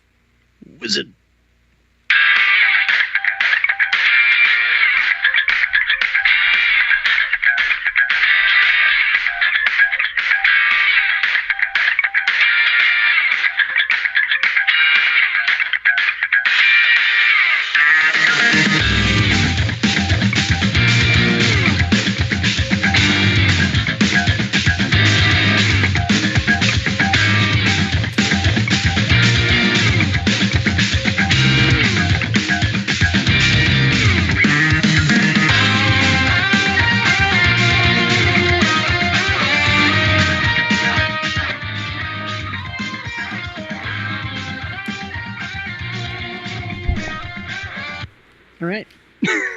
It's getting cold again. All right, Star Wars time. So, That's a fun little jingle there. Something different. that's new. So, I'm Star Wars all over the place. Yeah, seriously. So, yeah, pull one. Produce a Star Wars artifact from thin air. What can you So do? many choices. So many choices. I can't decide. All my good shit's in work. I could do this guy. Who's this? Oh, it's that guy. Little TIE fighter. Is it from the new one? No. Is it the new movie? No. So it's just a TIE pilot? Yeah, it's just TIE pilot. Just you know, It's from just your Thailand. regular TIE pilot. It's from from Taiwan. So, of course. All right. So I'll say this first, real quick. So, the Luke's theme, right? Mhm. Luke's theme. I don't know if anyone's noticed this, but I noticed this, and I've been waiting for it, and it still didn't happen in this movie. Rey's theme, they're very different, but they overlap perfectly to create a third tune. Ooh. I could demonstrate it, but I'm not going to. So, yeah, but if Like a beatbox? yeah, because it's full of drums. So, so yeah, like if you're in your car and you're alone and no one's recording you, put on Luke's theme, right? Or actually better, put on Rey's theme in the car, turn the volume down, and sing Luke's theme over the top of it to yourself, and it lines up perfectly to make a brand new song. And then if you play it over Wizard of Oz, it syncs ends up. at the precise moment everything goes from black and white to color. So, Perfect. I was going to come up with the Judas Priest joke, but I'm not going to. So, but I was waiting. I thought, okay, so the second movie.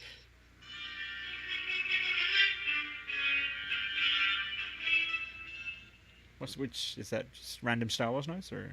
It was the Last Jedi. Just called The Last Jedi. It's from the penultimate part of the movie. Indeed. I see. So, I was waiting for this because the Rey's theme on the original soundtrack that played, and I was like, okay, so I get it. She's gone to Acto, right? She's training with Luke. I like to think it's called Achu. Achu. So she goes to Achu, right? Luke has his theme blowing, which is, of course, Binary Sunsets.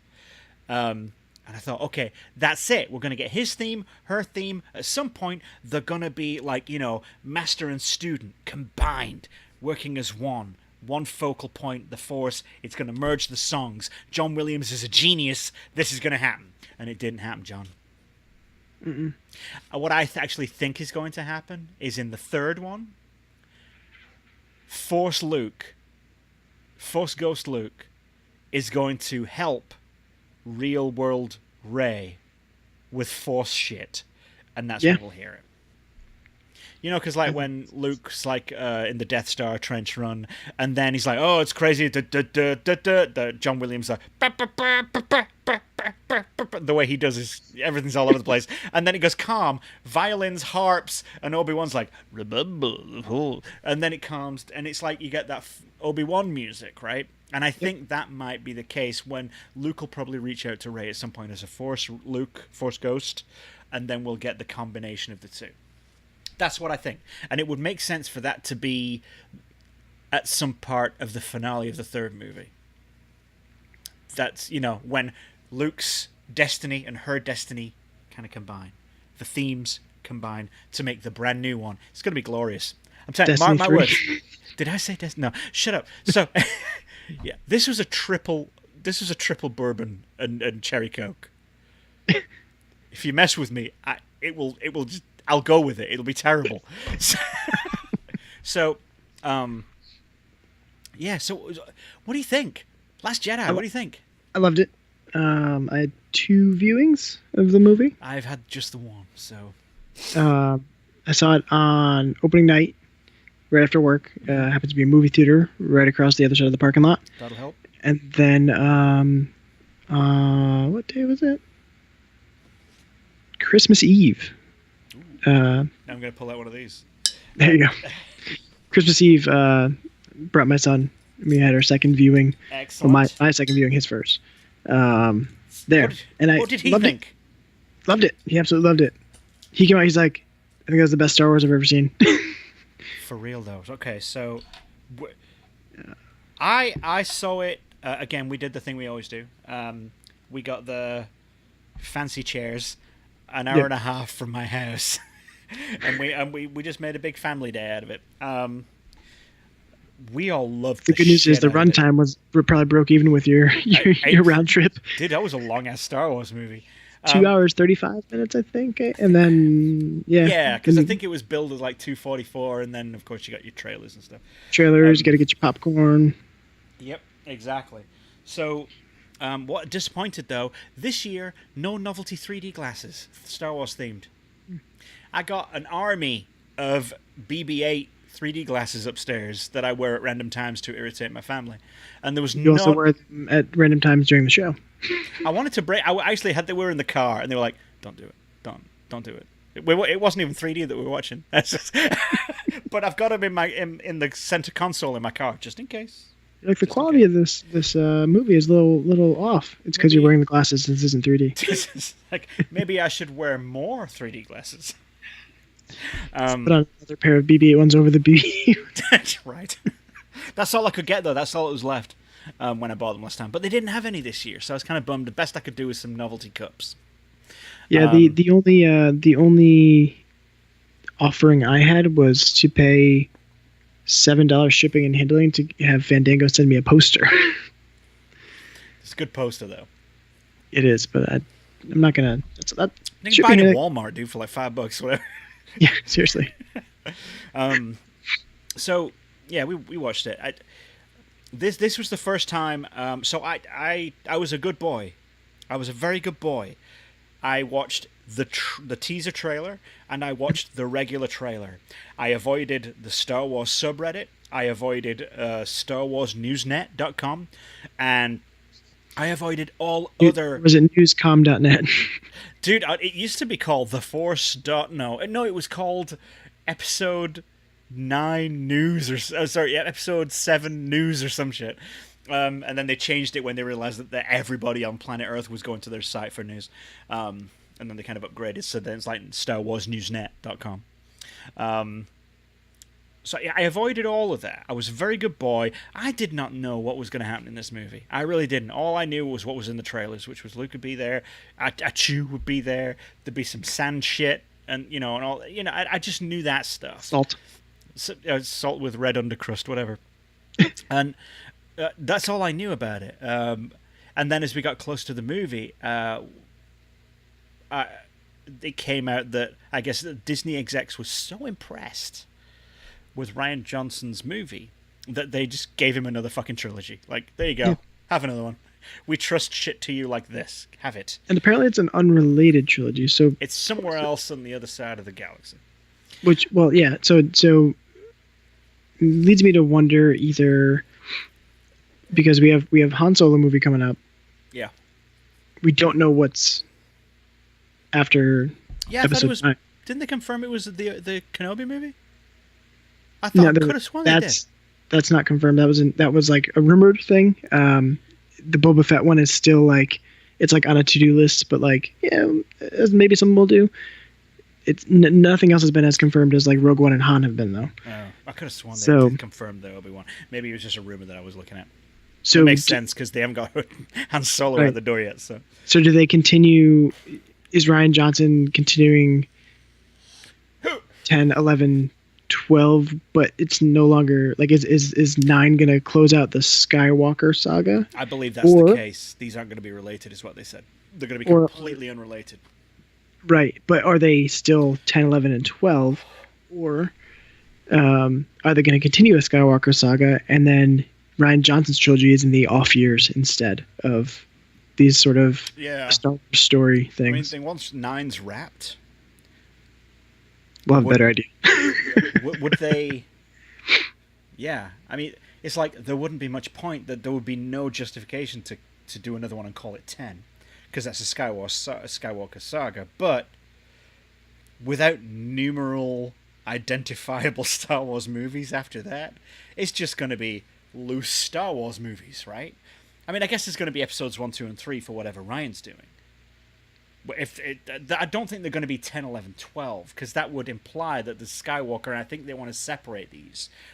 Same universe, of course, so there's going to be overlap. The Empire's going to be there, or in whatever shape or form. There's going to be a Resistance. There's going to be the same backdrop. Right. But obviously the characters will be different. The stories and the challenges to get into will be very different. Does his trilogy take a Battlefront 2 kind of thing, and it's a saga from And charge for DLC. Dark Side? Yes. Yeah. That, Like that would a hero from the Imperial side.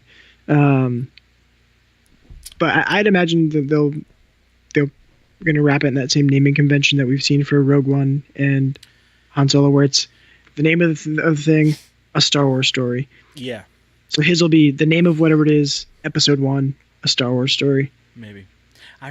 That never sat well with me. That whole a Star Wars story. I don't like it. Yeah. It seems too like Adventures of Tintin shit. I don't know. Like if you're on Netflix, you have Marvel's Iron Fist, Marvel's right, exactly. Kate, A little bit the too Defender. like B-roll or whatever. Like straight to DVD sequel kind of feel to it. So back to Last Jedi. I didn't know what to expect. Although Yeah, I'd heard good I'm things. aligned with you too. I only watched the teaser and the main trailer. I didn't Right. look into speculations or any of the TV spots or anything like that after that. Because I I have some TV spoiled the spots. Right. I mean, I spoiled the shit out of myself with Force Awakens. I was way too giddy, for a new set of Star Wars movies by Abrams and bring the old cast back. It was too much. I couldn't withstand the draw there. I had to be all inside of it. And, From what I heard from anybody who watched all that stuff, like all the extra trailers and stuff, I mean, everything had such good misdirection. They made it look like Right. characters were talking to each other in the trailer, and they weren't. Right. Well, I think we even discussed it ourselves, like on the show. Like at one point, it was obvious you were staring at very deliberately separate sentences that were stitched together for a certain feel, and scenes that weren't in the same set kind of thing or sequence. But I gotta say. And I don't know if that's a lot to do with it, like if I just went in, clean. But I had more fun watching this movie than I had watching Force Awakens. Even though I was telling myself Force Awakens is fucking amazing because it's a great movie. But like, But it's familiar and clean, and it was way too safe, and it was way too clean, and it was way too predictable. There was I don't think it never was too any safe because not it too needed. safe. It needed. It when I say it was safe, I mean this with the exception of Han Solo. Even Han Solo dying didn't seem that risky. I never liked the way they took him out. I really think he should have been sacrificing himself, blowing some shit up, staying behind. I don't think he should have been sliced and whatever. I think he knew what the outcome could have been, though, and he did that on purpose. Yes, to a point. Yeah, it was very final, that whole conversation before that. So yeah, you're probably right. But It hurts every time. I'm touched. Everton. I cry. Everton. But this one, I mean, it was just pure delight coming off that screen. I just grin. I just sat back and was like, just give it to me. Just come on. Let's do this. And at one point, I caught myself going. I caught the cynic coming back. The cynic in me was like, that's not gonna sit well with the Reddit crowd. I could just feel it coming in. Like, I bet people aren't gonna like that. I don't like the way they've done. And then I stopped myself and I was like, just fucking enjoy the Star Wars movie, man. There's no guidelines to say it has to be a certain way, right? But it feels like Star Wars. It really feels like Star Wars. It's got Star Wars like all the way through it,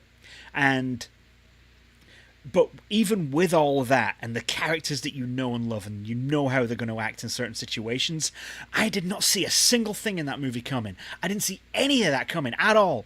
It was masterful.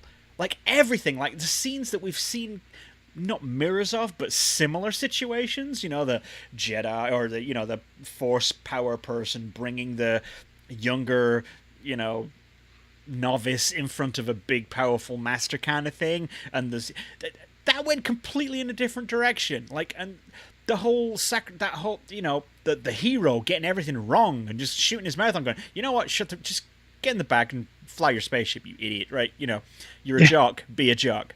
And then it's going, I don't like her, she's suspicious, and then turns around like she's fucking hero, right? You know what I mean? Like all of this stuff. None of it. Yeah, Didn't see any of it coming. Laura Dern's character, like she did great in that whole thing, and like I was like, oh cool. I was like Jurassic Park. Like, I was like, oh, she's a bitch. She's clearly hiding something. She's not even dressed like a military person. She's almost like some kind of like an aristocrat that's just like along for the ride, and she doesn't know what she's doing, but she's throwing on a brave face. And in the end, it's like, oh, okay, shut up, Steve. Like they got this. Yeah, well, they did it on purpose. But I literally went from, hey, she's from Jurassic Park, and then I was like, oh, I don't like her. What a and bitch. Then I was like, and then afterwards, I'm like, she was awesome. Of course, exactly. What she did, amazing. And then never to be used again. Exactly, just one-use characters. So I think just while we're on that topic, on that scene, just freaking going light speed through the ship. I honestly, that is one of the best things I've ever seen in my life. On screen. Apparently, some theaters had to put a notice on the door as people were coming in saying, "There's going to be a scene there's no about sound. This far in. The sound goes out. It is an artistic decision of the movie." I didn't need that warning because when I saw it happen, I knew exactly what was going on. Yeah, exactly. How fucking good is and that? how jarring but amazing that you're like, whoa. Yeah. Oh shit. Sliced in two. I saw it on opening night, and you kind of heard some gasps. People were like, right. Yeah, I bet, dude. Honestly, so that was amazing, right? That on its own, that whole little arc was amazing, and how it led up to that too, because so many things were just about to transpire. Like it looked like Rose and Finn were about to get executed. What else happened? That's right. Yeah. Yeah. And then I can't remember what other people. There's like wasn't she? Ray and Ray jettison onto the thing, or did she have a fight by then? I've only seen it once, so like it's a jumble. Ray and Ben were fighting on that on the throne room, right? They were both trying to force pull the lightsaber toward each other. Oh, that's right. Forgot about that part. Oh, that was good. And then the bridge was trying to fire a missile on. They're turning to fire a missile on the ship that was getting as Laura Dern was turning around. So all these things were happening at once. And just as those things could have gone one way, the light speed kicks in. Right, exactly. God damn it, that was so Godspeed, Rebels. Oh, so good.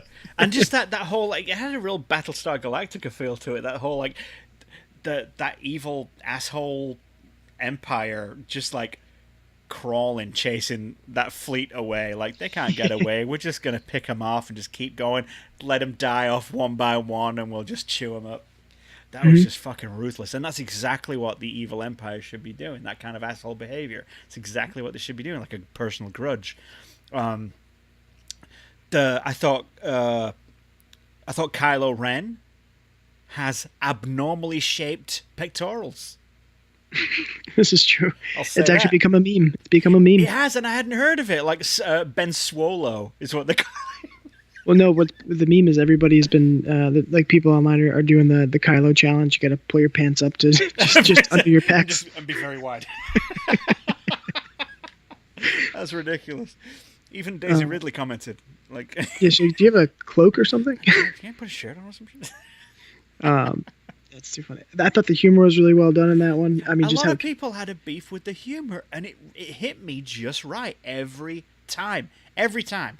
The only thing I didn't like was he said Finn calls Phasma Chrome Dome once, and that was a little too jive-ass for me. But everything, all the other like humorous like beats. Where do you stand on Luke saying laser sword? Now, at first I was like, well, of course he would call it, but he wouldn't because Ben told him what it was fucking called, and he knows better. Now, but I think you gotta, because at first I was like, it sounds like that's the kind of thing you'd say if you were humoring somebody, right? Or somebody who didn't really know Star Wars, but they were trying to relate, like, oh yeah, and he's got that laser sword, right? It's like he knew it's called a lightsaber, but he chose to use the word laser sword. And I think he did. Think I'm gonna laser sword? Yeah. But I think the choice was because he's like, I'm done with that. That's not me, and he's made the decision to put it behind him. So he's kind of saying things to convince himself, because I think there's obviously always still a pull. So he's like, no, they grab a laser sword and save everything. I was thinking, yeah, that's kind of what I want you to do, Luke. Yeah, can you just go do that? maybe do that instead of getting that green milk. That was fucking brilliant too. people hated that too, and I'm like, why? Like, Dude, I don't know what people's problems are with this fucking movie. I just loved it all. Well, it's the out there whimsical nature of Star Wars. It's also showing he's on this deserted island. That's how he's gaining sustenance. Right. And yes, there's also equal parts shock factor. But guess what you're doing? You're talking about it with your friends, laughing at it. Exactly. Yeah. I mean, and the thing is, like, for me, like, I was born in '75. Star Wars hit in '77. The toys didn't come out until like '78, right? Side note about toys, just bridge the gap on here. Yes, I've seen the Toys it. of Our Lives show. Yes, amazing. That's why I could pull those dates out of my ass right now. So '78 is when they got the first set of toys out. I was playing with Star Wars toys before I'd seen any movies. My first Star Wars movie was Empire Strikes Back in 1980. I actually hadn't seen the first Star Wars until after I'd seen. Actually, no, I tell a lie. I'd seen it. I think it was like '79. I finally saw A New Hope back when it was just called Episode 4. And Star Wars has been like you look at any, like, whenever my parents come over, they'll bring over big stacks of photographs of when I was a baby, right? Because, you know, why not embarrass my ass, right? So they bring them all out, and every single photograph, like, when I was a kid, there's a Star Wars figure in the background, or I'm playing with Star Wars, or I'm watching Star Wars, or I'm wearing Star Wars, like I am right now. Like, Star Wars couldn't be more, like, I mean, there's not much around here, this room in particular, but, like, upstairs, like, I've got a Star Wars clock in the kitchen. I got Hank the Septipus from Star Wars. I got like no, he's from thingy. He's from Finding Dory. Finding Dory. I've got like a Star Wars clock in the kitchen. I've got a Disney kind of character. We bought it at Disney, like a caricature of Princess Leia. Is that a Xenomorph and a Predator on your wall in the picture? That's Alien Loves Predator. That's Alien Loves Predator. The Predator is the little girl with the dress, and the alien's and there's a little heart between them. It's just called Alien Loves Predator. My wife bought that. This is great. It's Grace. And yeah, and that's just in the kitchen. In the living room, of course, I've got the big rare Star Wars movie poster. I've got an R2-D2 that you can drive around. I've got the BB-8 that you can drive around. I got a fucking Darth Vader this big. I've got these little kind of canvas, like they're about this big, these cubes, like canvases, 3 of them that have like Yoda, Chewbacca, and something else, can't remember. Like, and those are just over the stairs. I've got the Han Solo frozen in carbonite rug at the front door.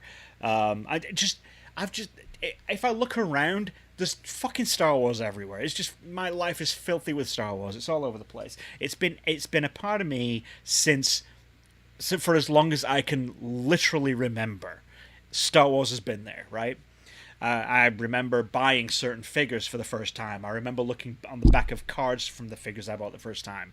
I remember seeing the fucking walrus face character and going, who the fuck is this? I need this character. He looks mysterious and scary, and he lives in the sand, and I don't know anything about this universe. Like, this is the shit I remember when I was a kid, and then just kind of... He doesn't like you either. It's exactly. And I've got the death. So, rest in peace, that dude with the snout, because he died the other day. Yeah. Fred doesn't like you. He doesn't like you. I don't like you either. You better watch it. So, yeah, unlike... if anyone's going to rip apart a Star Wars movie for fucking with my childhood, it's going to be me, right? Right. And I hated about 50% of episode 1. The trade negotiations. Actually, anything that didn't have Jar Jar in it, I was okay with, right? Even though it was a misfire, but I still can watch that movie if you remove all Jar Jar, right? I think because Liam Neeson saves a lot of it, and Ewan McGregor, so that's pretty much all you need. The other movies, I will watch. I don't care. I will watch Attack of the Clones. I will watch Revenge of the Sith, and as much as the acting is fucking awful, it's tolerable, and it's Star Wars, and they pull off enough to make me happy.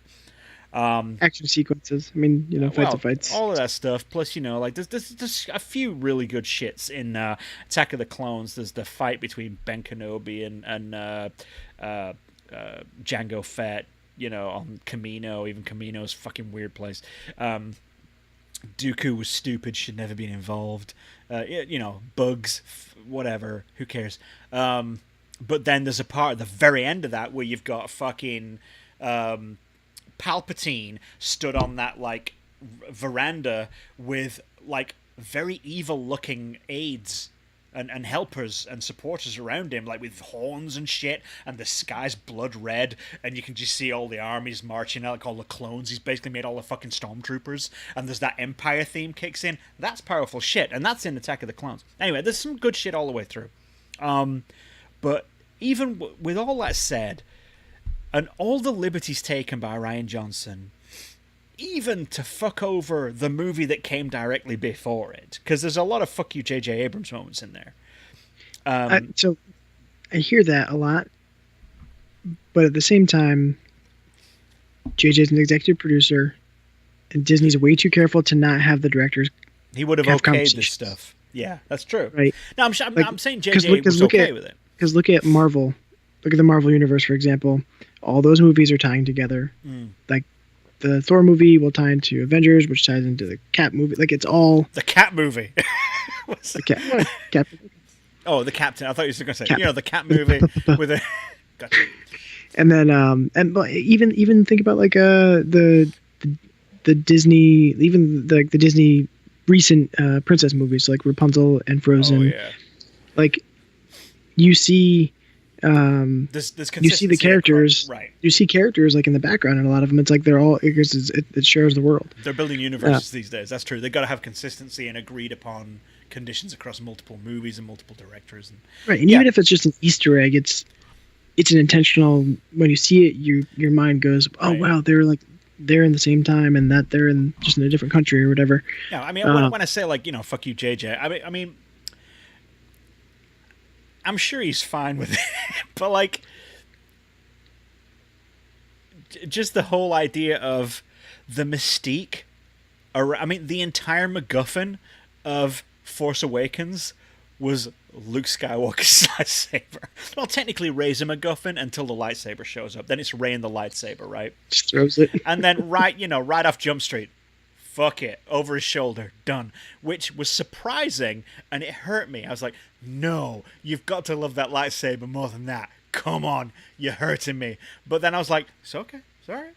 The humor, going back to the humor, that humor fits with the humor in Force Awakens. Like, that's that humor is very on par, very like, oh, this important thing, fuck it, yeah. And I had to laugh too, because when Rey goes to pick it up and the two porks are there, and one of them's like trying to stomp on the button, and the other one looking, just jamming that little webbed foot on the button. Let's go. And the one looking down at. So I'm like, good. oh no. I'm like hoping for that to just. I think StarWars.com made a Merry Christmas card with that scene. It's so good. Yeah, like, so, I mean, that was the first one. I was like, oh, this MacGuffin from the last movie, fuck it. And then there was the whole Snoke that we've been building up as a mysterious character. He gets taken out halfway through the movie. Gets Darth Mauled. For sure. But I got to admit, dude, the way they took him out was great. I didn't feel cheated out of a backstory there. I was like, okay, fuck it. Sure. It's, he's old news anyway. Then the humor they added to that when Hux is in the throne room and he's like staring down at Snoke, and then he turns to look at Kylo to figure out what happened, and you just see the legs fall off the throne. That's right. That's right. I don't know. So I noticed this on my second viewing.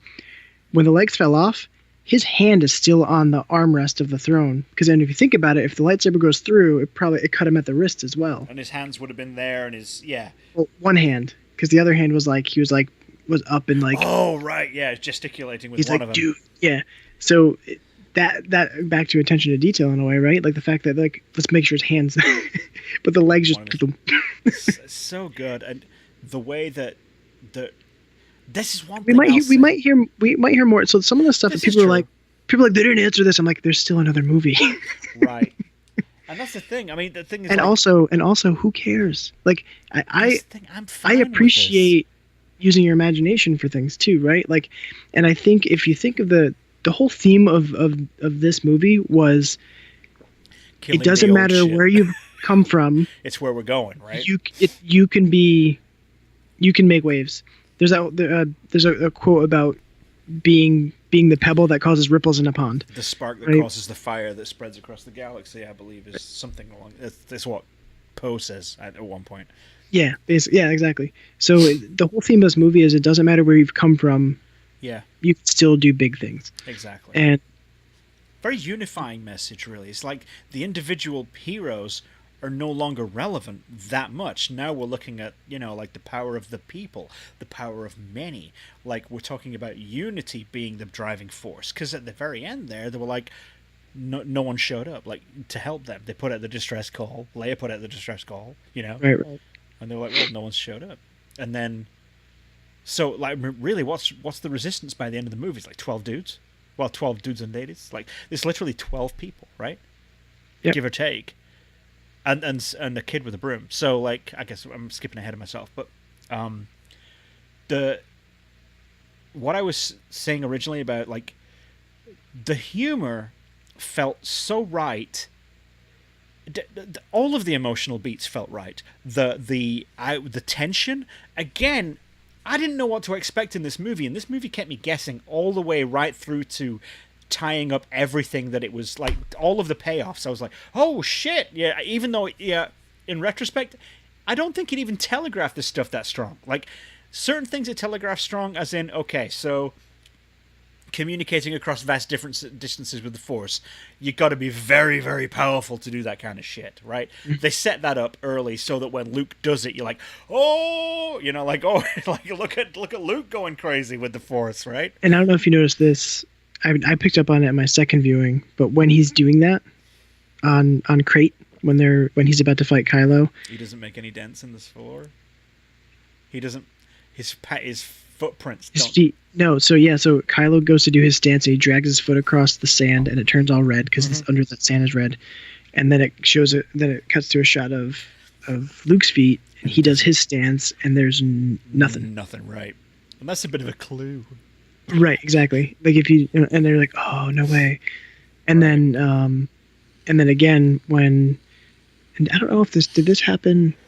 I'm trying to think of the order of that, but when Kylo goes to pick up the dice, and then they just disappear. Oh shit! I forgot about that part completely. Yeah, he goes to pick up the dice and they disappear. I can't remember if Luke had vanished yet out of that. Luke in that scene. Gave the real dice to Leia. No. It was all an illusion? Oh, of course it would have been. Of course it would have been. Why would he have done that? That's an odd thing to do. Hey, there you go. That's for your dead husband. It's going to disappear in a minute. That's a really weird thing. Anyway. Or he knew that Rey was showing up with the Falcon, and that was his thing saying, Rey's coming. Like, Chewie's coming. That would make sense. She knew what that meant. So that provided hope for her. Right, hope. Huh? There you go, Leia and her hope there again. Let's talk about this. Let's talk about this. So, Leia, right? Mm-hmm. On the bridge? Yeah, at one point, she kind of gets blown out into space, right? Yep. And she's freezing in space. And like she's you do. Dead in space, and her fingers kind of. Mm-hmm. And all of a sudden, she Supermans back into the spaceship. Yeah. She wakes up because of the Force, I'm guessing. Because Lord knows what else it could be. And she Superman poses all the way back to the spaceship. Now, that is the only thing that sat weird with me, but in the interests of, in the general vibe of the movie that I was watching, I was like, I'm gonna go with it anyway, and I just went with that anyway. And in the end, I didn't really find it that offensive, but that's the only thing that didn't sit well with me. So my first viewing, yes, same boat, but I accepted it or whatever. So the first thing I was happy with was like, I'm glad they didn't kill her that way, because I was like, if this other killing her, that's corny as hell. I was like, don't, like, just because I was like, that really. But it did seem a little bit, hey, really? That's like halfway through a sentence kind of killing. She deserves better, right? Yeah. So something that I'm pleased to say I had a thought of, and apparently Ryan Johnson has used this not because he heard me say it or anything, but Right. he had said this, and I found that after. But it's, to me, I was like, well, it's almost like, I mean, she's always been Force sensitive. We've known that, and there's Yes. been ties to that, and there's obviously a gap between Force Awakens and Return of the Jedi. Right. So, family dinner around Thanksgiving. Luke's probably like, Leia, let me show you a couple things. Hey, here's how you bring yourself back to life in space. Not necessarily back to life. She's probably dying, but not dead Well, yet. yeah, because she went But right what into I- ER, like straight into space ER, didn't she? Like as soon as she came back. Yeah. I mean, what but, I got from but that. the testament thing that I used to reference that scene, apparently Ryan Johnson has said himself, is it's just like when a mother gets strength to lift a car to get a child out from under it. Right. Like in a moment of desperation, And that's you makes find sense. strength that you didn't know you had.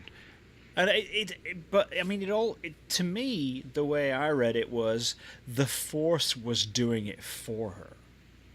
That's the way, because she was dead, really, frozen in space. She wasn't alive in that sense. She wasn't just asleep or unconscious in space. She was. But did she boom. did she pull herself into the ship, or did she pull the ship toward her? That's the one thing that I've been hearing people divisive over. Ooh, on several more viewings, that might become more readily. We'll have to look at the background and see Yeah, what's see if the stars are moving. like which direction. Yeah, I mean, that's one thing that I've definitely come to appreciate here is that Rian Johnson did not skip. Like, there's no consistency issues in what he was doing. Like you were saying, that the hand at the back, and Luke Skywalker's footprints, all of these things. Like when you look back and you go, shit. Like he's clearly spent a lot of time on making sure that everything that went on screen was justified, right? Yeah, we did lose Akbar. To be honest, I mean, whatever. I mean, I love Akbar as much as everybody else, but come on, like. But I felt like it was such a ho hum. Like I didn't notice him. Yeah, we lost Admiral Akbar. Yeah, it was like. Yeah. It was like just someone telling everybody, someone else, like, including Akbar. oh I'm no, like, not confirmed his including death just in Akbar. dialogue. You didn't get like, but you do actually see him get sucked out the window. Because if you watch really? it, Oh, okay. it's remember when it's about to blow up and you see it shows Leia and then you see the window behind. He's standing in front of the window. I don't know. It all moves so fast, dude. I know. That's what I'm saying. Second viewing. Second viewing, I'll probably pick up a lot more up. Akbar flying out the window. That's the way to go. I mean, he spent so much time flying in damn spaceships, it would bound to happen at some point. I'm holding for Hux. Great set of humor right off the bat. Yeah, I'm holding for Hux. That was He's great. like, can I talk to Hux? He's like, am I on? Yeah. We will tear you apart. We will rip you to pieces. Blah blah blah. Yeah, still holding. I'm holding for Hux. Yeah, can I talk to hear Hux, me? please? So good. He's great. I tell you what, like, Rian Johnson, not afraid to show us angles and scenes and perspectives from that universe that we never really realized we wanted to see until we saw them. Mm-hmm. A repair droid it wasn't an astromech, but it wasn't an R2 unit, but BB-8 repairing the inside of the X-Wing. Yeah. That, I was like, I've always wanted to see that. I didn't realize until right now. It's like, oh, that's cool. Just like R2, fix that. Thanks for fixing that. Cheers. Like, no, we don't need to see it. Like that kind of stuff. And that, I mean, yeah, okay. So there's no gravity in space, but that bombing run was great. Yeah. That bombing run was great. And I'm explaining that to myself. I'm justifying it to myself by saying that these things were big enough that they had their own gravitational pull, and that was enough to pull the bombs down, and that'll do for me. Here's the other thing too: is like if you're gonna nitpick about realism in a Star Wars movie. Oh yeah, that's true. But I mean, yeah, this is true. I mean, rules of space, though, they got to be. A fish man is an admiral. Of course he is, and of course every spaceship is on the same axial plane as every other spaceship. They always meet head on, like straight up, like except the Death Star in Rogue One, of course, which was upside down a lot of the time, which I thought was fantastic. Anyway, so that was good. I thought what did you think of the visual palette, like it seemed so different, but it seemed so right. It had a very blue feel to it when I think back at like overall. Even though you had that sand planet, overall it had a very blue feeling. Yeah, a lot of like the lighting and stuff, I think. It felt very Empire Strikes Back to me in that just in the lighting. Like when you think back at Empire Strikes Back, it's got a blue feel. Yeah, you got orange Cloud City, Bespin, whatever. That's very orange, but overall, and you got the white Hoth, but overall, Empire Strikes Back has a very blue hue to it in my memory, right? And this movie had that same hue to it. Even though I couldn't really point to anything going, that's pretty blue, you know what I mean? It just had that. Even, like, if you look at how there was that amazing top-down shot of that gaping wound in towards the end of the movie, that the main doors for that were the rebels. What are they called? The resistance, like when the resistance, the rebels, the rebel, when they fell back to that, that place on whatever that place was called, the sand planet, Crete. When they went back to Crete, Greece, and then you got the metal blast doors. And then at some point, because of all of the firepower that was hitting that door and everything, on Luke and everything else, and they had that big battering ram gun as well. It was pretty cool. Like, it just looked like a big gaping wound, but there was so much black and there was blue hues to all of that as well. And you got the Jedi stuff.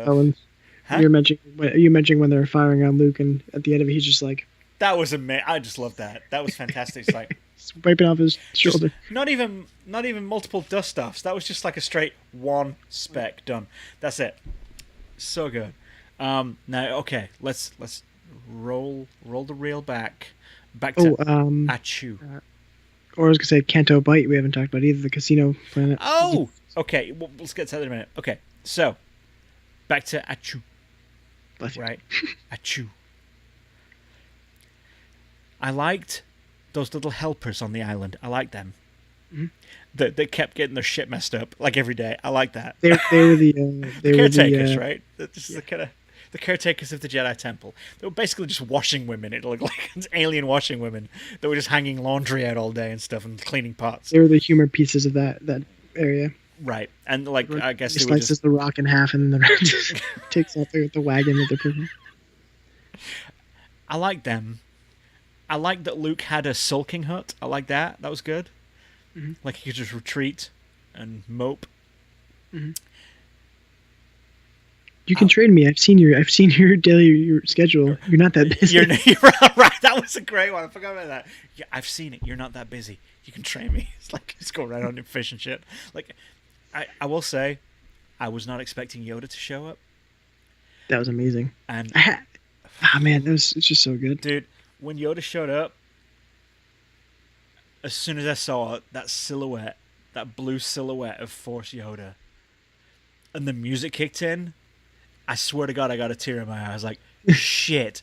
And it was like... He was like crazy Yoda, too. It was so funny. He was Empire Strikes Back Yoda. He was like sassy laughing and cracking jokes. He was doing that shit. But Page-turners, they are not. Page-turners, they are not. And have you read them? I've read some of them. It's like talking about the Jedi books. Like, and when he said, like, I've been telling you for years, like, pass on what you have learned, do all this, do all the other stuff, you're reckless, you're that kind of stuff. And it's like, shit, he is. The best teacher failure is. Right. And, we are what our students surpass or something like that, right? Mm-hmm. Move past or grow beyond. I think we are what our students grow beyond or something like that, right? But our students grow beyond we are? Possibly. In Yoda ease? Exactly. But like as soon as Yoda kicked in and he was like, Master Yoda, I was like, fuck. Of course he chats with Yoda all the time on this island. He's bored. I like when he hesitates, lighting the thing down, and he's just like, lightning. Just lifts up the finger. Like one finger. Bam! Fuck your tree. Fuck your tree, bitch. Done. And it's like, yeah, Rey has everything she needs. And of course, she's stolen the books. So that was sneaky. Now there's a book drawer in the Falcon. Yeah, that book drawer full of shit, right? And then, oh, hey, it's the leather-bound books. Now, there was a hole in the floor, right? That was like an evil hole. Balance. I guess because what was the good shit up there or something? Like the good shit was up high where she kind of hung out on that mountain because that's where he was, right? At the very end. It was that kind of plinth. Yeah. Like some kind of stone balcony with a stone kind of slab on it. That's where good Jedi shit happens. And then below that's all in his explanation of what the Force is, right? There's balance, and the Force is everything that connects the balance between those two things. And it would make sense that the Jedi Temple, or the original Jedi Temple, would be in a place where you had access to both. That's another thing that was so divisive by people. So many people were like, but we didn't really know what that hole was. I was like, that hole was exactly what they showed you. It's the balance it's the dark side. There's strong dark forces down there. It's something that has what you need that pulls you to it, but you need to resist it. Right. So you can go down there and check it out. See 100 of you snapping back and forth. Yes, that was really cool. I like that. And so I guess that was just various different variants of her, I guess, throughout different, possible universes or paths in her life, or destinies, I guess. That they were very similar. Destiny. I guess that's where they kind of merged, I guess, so they were all doing the same thing. It didn't really explain much. I would have liked more of a payoff. Not too much, but just a little bit more. The other thing, I mean, and this is, did you ever watch Lost? Of course. Yeah. So I lived Lost for a long time when it was new. Yeah. So Lost, and this is kind of how I see some of the things that people are complaining they didn't get explanations on in Last Jedi, those are just set pieces. They're not necessarily pivotal plot points. They're explained in dialogue. Like that's just balance. That's the of Octo. This is the balance of that's the dark of the light. I think you've hit it there. Where like people were expecting a set piece, but it's not a set piece. It's like filler. It's color, right? It's more texture to the idea of the Force, right? Yeah, no, I mean it's a what's what I'm looking for? It's like a I can't think, a prop, right? It's a set piece of that island, but it's not a story moment that unveils other things. Right. Like so this thinking about Lost, like so many people want to know more about the mysteries of the island. Well, no, but the mysteries of the island are the setting of the show. It's not. It's the story that Lost is about the people of the journey that they had, and the island was the setting. The mystery is the setting, right? Yeah. And that, to me, that's what Star Wars is. Star Wars is full of mystery and lore that you'll never know. Right. And we still don't know exactly everything the Force can do. That's the other thing. Is like some that's one of the complaints about people like with Leia using the Force to get back on the ship was. Everyone thinks they know what the Force is. We don't know everything the Force can do yet. And I don't want to, because I want to continually be surprised. It needs to be mystical. It needs to be magical. It needs to be religious. It needs to have that unknown element of a higher force, a driving will, right? In order for it to be interesting. That's why religion is interesting, right? More interesting than science from a dramatic perspective. So that was, I get that the whole really was basically just an analog, like an analog of the hole that was on Dagobah, right? I mean, it's the same essential idea. What's in there? Nothing except what you take with you. There's just a strong force presence there that's unbridled. Call it dark side, call it whatever you want, but it's as pure as the good.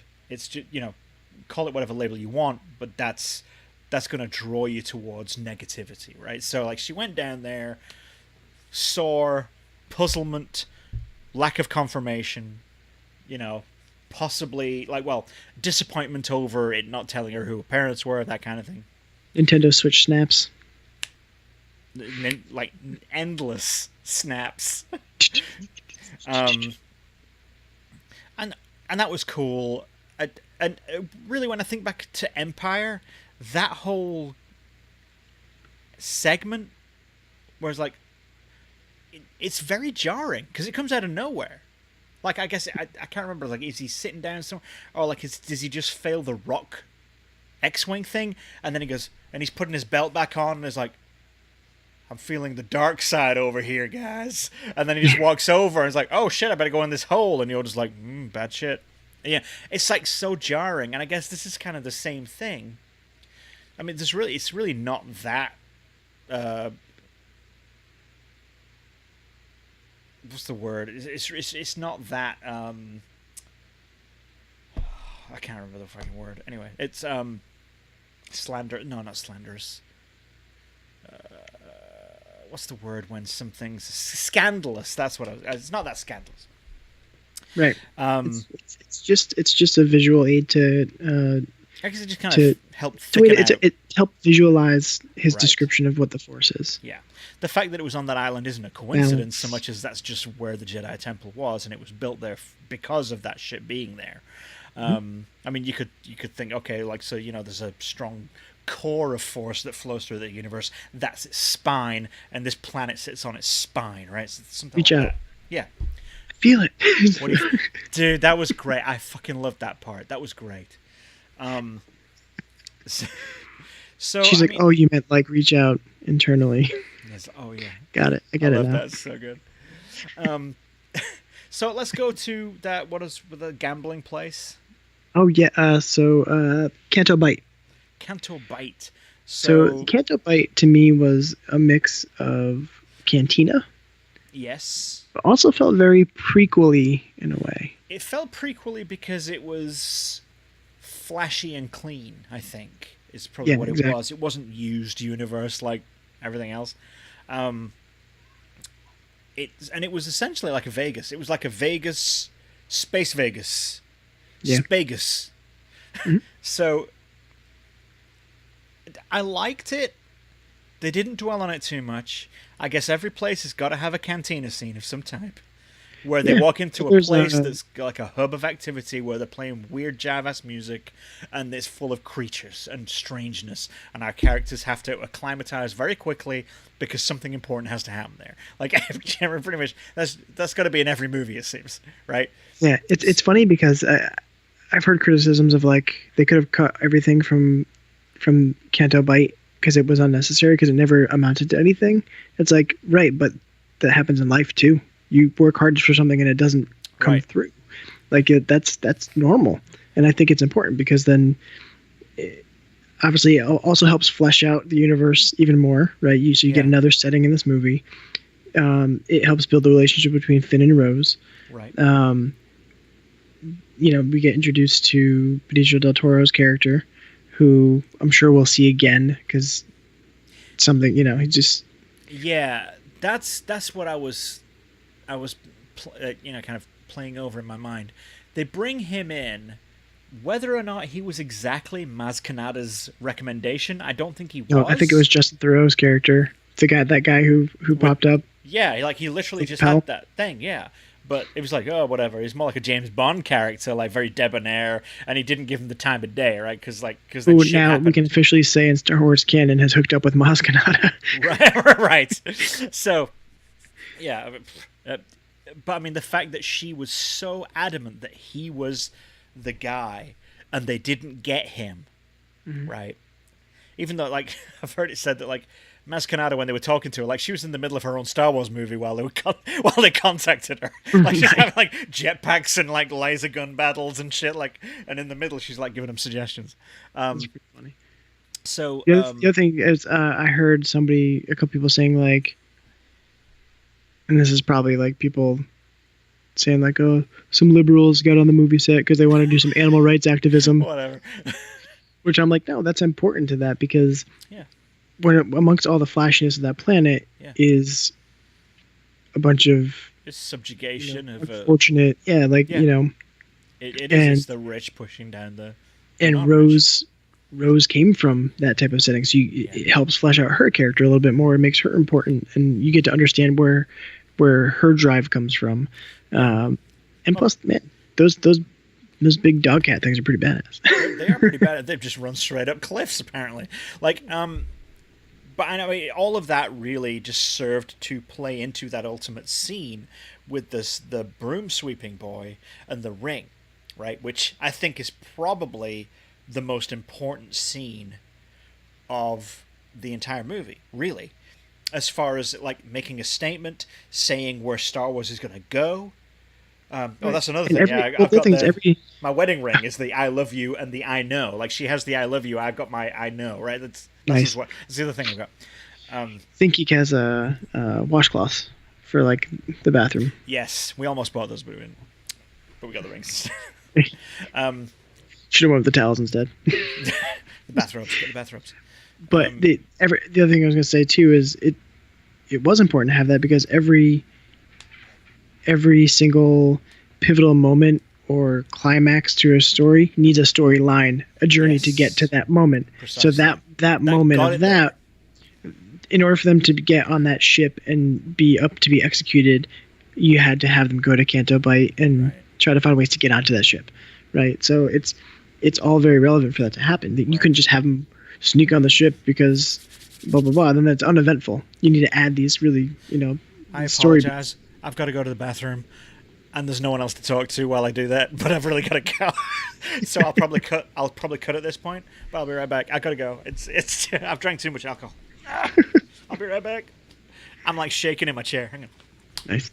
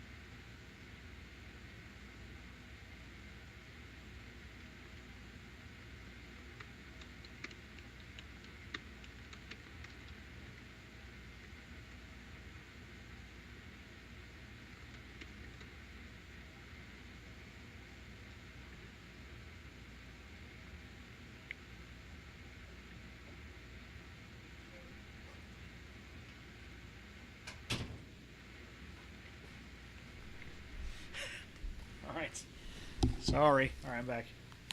That's better. And that's what I think. Yeah. Did you sing everyone a dirge? I just stayed silent. Yeah. Okay, I can cut that. That's fine. The other point I was going to make on something. I like how there's a lot of misdirection and different takes on what really happened between Ben and Luke while he was training him. What do you mean? So, like, initially, Ben Solo, tells Rey. Yes. Yeah. Shit, yeah, that's really good. That's very good. I completely forgot about that. Oh my god. Initially, Luke tells Rey that it was just, he just kind of freaked out on everybody. Yep. And Luke was like, I gotta finish it. Kylo's like, no, he tried to kill me. And then Luke's like, column A, column B. A little bit of both there. At a moment of doubt, and I. Yeah, it's like just for a split second, fired up that lightsaber, was gonna kill him, then was like, no, just in time for him to wake up and see that I was about to kill him with a lightsaber. No, it was dark in here. I just wanted to turn on the light. This is all I got. Good. This is deadly lightsaber. I heard you having a nightmare. Good night. Go back out. And then, of course, Kylo Ren being mad powerful in half a like sleep, just wakes up, go, pull the ceiling down, like onto Luke. That's pretty good. One thing that and again, this is one of the ones where I'm like, guys, there's another movie. Just relax. They'll probably talk about this. Where they're like, oh, we didn't know anything about the Knights of Ren. I was like, well, it was mentioned. Like when Luke said he took a handful of other pupils with him, right, after slaughtering everybody else. Those are probably the Knights of Ren, and now that he is the Supreme Leader, long live the Supreme Leader. Right. We'll probably see some like underbosses or something like that, right? Yeah, got to, like some generals or lieutenants or whatever. Or not. Maybe it just got thrown out. Who knows? I mean, maybe it turns out that Snoke killed them all because he thought that they weren't powerful enough, and that Kylo was the only one left. I know, that seems too much of a fuck you, though. Like I can't. I mean, the Knights right, because of Ren, we did get a glimpse. We got a glimpse of them when Rey touched the lightsaber. Exactly. And like they were slaughtering people. Like these are the bad guys, and they were very fleshed out characters. And remember, they were fleshed out characters in JJ's movie, and JJ's got the last movie, right? So there's got to be some continuation there, especially considering they didn't completely kill off that idea in 8. So, yeah, I think we'll see him again. They had different like weapons and shit. Like one had a massive machete and stuff, like all kinds of weird weapons like this. I also love the different things where like Rey says what she thinks the Force is, and he goes, "It's amazing. Every single word you said was wrong." Right. And one of those words was like lifting rocks and stuff. Yeah. And then at the end, she's like, "Right, lifting rocks and stuff." Just right. Yeah, exactly. Yeah, she lifted a lot of rocks at the end, dude. Yeah. Is she like some kind of secret Jedi master? Did she get it just like that? Because that took Luke a long time to do. And she was just like, he had only seen that much power once before, and it didn't scare him enough then, but it sure does now. Sure, exactly.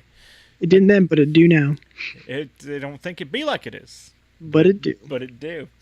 Yeah. Universe. I mean, overall, I thought it was just beautiful. I just thought it was fantastic. I need to see it again, because even now, like, a lot of the emotional drive behind certain scenes I don't have. I've just lost it because of time, and I've only seen it once. I remember certain scenes and feeling a certain way during those certain scenes, but other scenes I've completely like escaped my memory, and the feelings with them have gone. So I do need to see it again. But as we wrap up, like, again, this was a thoroughly enjoyable, amazingly well done, well executed, beautifully shot Star Wars movie for today's generation that I don't believe sacrificed anything in order to be that. And I think that Luke, his finale was spectacular. It wasn't what I ultimately wanted, but I'm not sure if what I ultimately wanted would have fit properly. There wasn't sadness, just peace. Exactly. And that was very good. And the fact that, like, when he was looking at the clouds, I was like, is he just having a hard time because it's tough? And then I saw the second sun. And I was like, oh. And I was like, oh! And then the song kicked in. I was like, that's it. It's the circle is complete. That's it. Done. That's it. So, dawn, end. That's it. I'm with you. I'm like this. I think this happened because it needed to happen. He needed to be a catalyst of hope. Yes. To re-spark the resistance, and because people received the message and nobody came. You know what I mean? Exactly. And they needed to re-spark that legend of Luke Skywalker and his power, and he is powerful, absolutely. But and they demonstrated that. Right. As much as I wanted to see him, I wanted to pull a Star Destroyer out of the sky. I really wanted him to just wave his hand domino and crush the gorilla all of walkers. those gorilla walkers. I really wanted that to happen. But yeah, that would have been fantastic. That would have been a nice touch as well. I think in the end, when he wasn't there in person, I was like, oh shit, he's doing all this remotely, like he's VPNing in or whatever. And But like go to my PC. Right. Yeah, exactly, like WebEx. So like using some Citrix to dial. Citrix Sesh. And when he walked out with his old Luke robes from Jedi. And he had a haircut and a trim beard. Yeah. But he was wearing the black robes and he even had the belt buckle and everything. I was like, fuck! That was from fucking Jedi. He's wearing his Jedi shit. So good. It was amazing. Also, I dug the little crystal foxes. Those things are pretty cool. They were kind of neat. I liked them. And they weren't really in it that long. I liked the Porgs. I thought the Porgs were a great inclusion. They were cute. They were comic relief, but they weren't irritating as fuck. When yes. Chewie goes to eat one. He's Guilt like, trip. So good. I mean, the thing is, by that point, he'd already killed one. Like, murdered it in cold blood. Feathered it, cooked it. But it was the eating of it that they had a problem with. But you know what? They didn't really overdo the porgs like they could have. But they were just right. Part of the setting. Yep. And then the only reason they're still on the Falcon is because the Falcon was there, and they're like, "Oh, I can put a nest in this thing." Right, exactly. They were just roosting. Yeah. And then when Chewie does his battle cry, and then it pans over, and the Porg does a battle cry, I was like, "That's great." And then it does it again later, but he's on the controls, and he's got to wave him off. Get off the fucking. So and then he cuts the Falcon to do a sharp turn, and the Porg just falls flat on the window. So good. Yeah. I mean, I'm sure that character was created just for merchandising purposes, but... Yeah, I mean, you need something like that. You know, you need some kind of levity in that whole island. I mean, hey, I'm buying. I haven't yet, but I'm probably My son has the Funko Pop. Oh, really? Of course. But, I mean, I think all of the comic relief there, regardless of what everybody else says... It hit right for me every time. Again, like I said, the Chrome Dome, that wasn't really a humor moment anyway. That was just a bit of a, hey, kind of... I don't think Phasma's dead. You don't think so? Nope. Her armor's made from the same armor of Palpatine's ship. It is impervious to lightsaber and okay. Fire. So it could go both ways. That fall, probably, into whatever that is. I think it can still go both ways. I think it's left open. Either she'll come back, but at the same time... You know, because the way she got hit, and you get to see her eye through the thing. That's that vulnerability, and now that's like a goodbye. Hey, yep, confirmed. That's Brienne of Tarth's eyeball. So now she had some flesh on screen. Now she's done. It just seemed like several characters that people made a big deal of in the first movie of the new set got done away with maybe a little bit too quickly. Again, like the Snoke situation, that's final. Like, he's done. But like you said, the whole Phasma... There's two sides of that too, though, because you can't have all these Nemesis characters all meet their end in the final movie. You need to get rid of a couple of them, let it focus on the main big bad at the end. Exactly. And I think he did he had a lot of groundskeeping. Like, he had a lot of shit to take care of, and he had a lot of trash to take out in this middle movie to set the stage for the last everything, right? So he had to get rid of the stars of the previous, trilogy. Like, he had to get rid of Luke. Solo was already gone.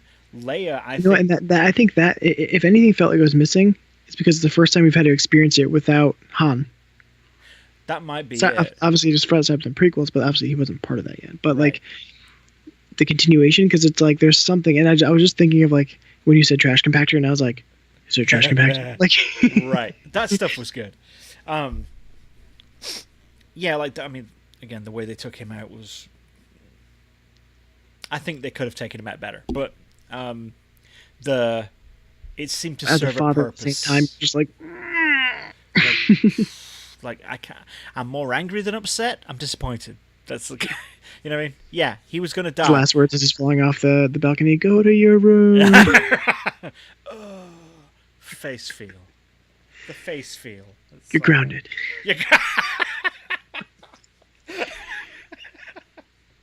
I saw there's two great memes I've seen in referencing that scene. The first one was, Dad, you're tearing me apart. I'm being torn apart. Hi, I'm being torn apart. I'm Dad. Stab. That's amazing. So the other one was it's just Tommy Wiseau going, "You're tearing me apart, Han Solo." I did not. I did not hit her. It's bullshit. Oh, hi, Mark. Mark. Oh, hi, doggy. You tell great stories. Like, I mean, overall, I am extremely pleased with The Last Jedi. I am very happy that it exists in exactly the way it does. I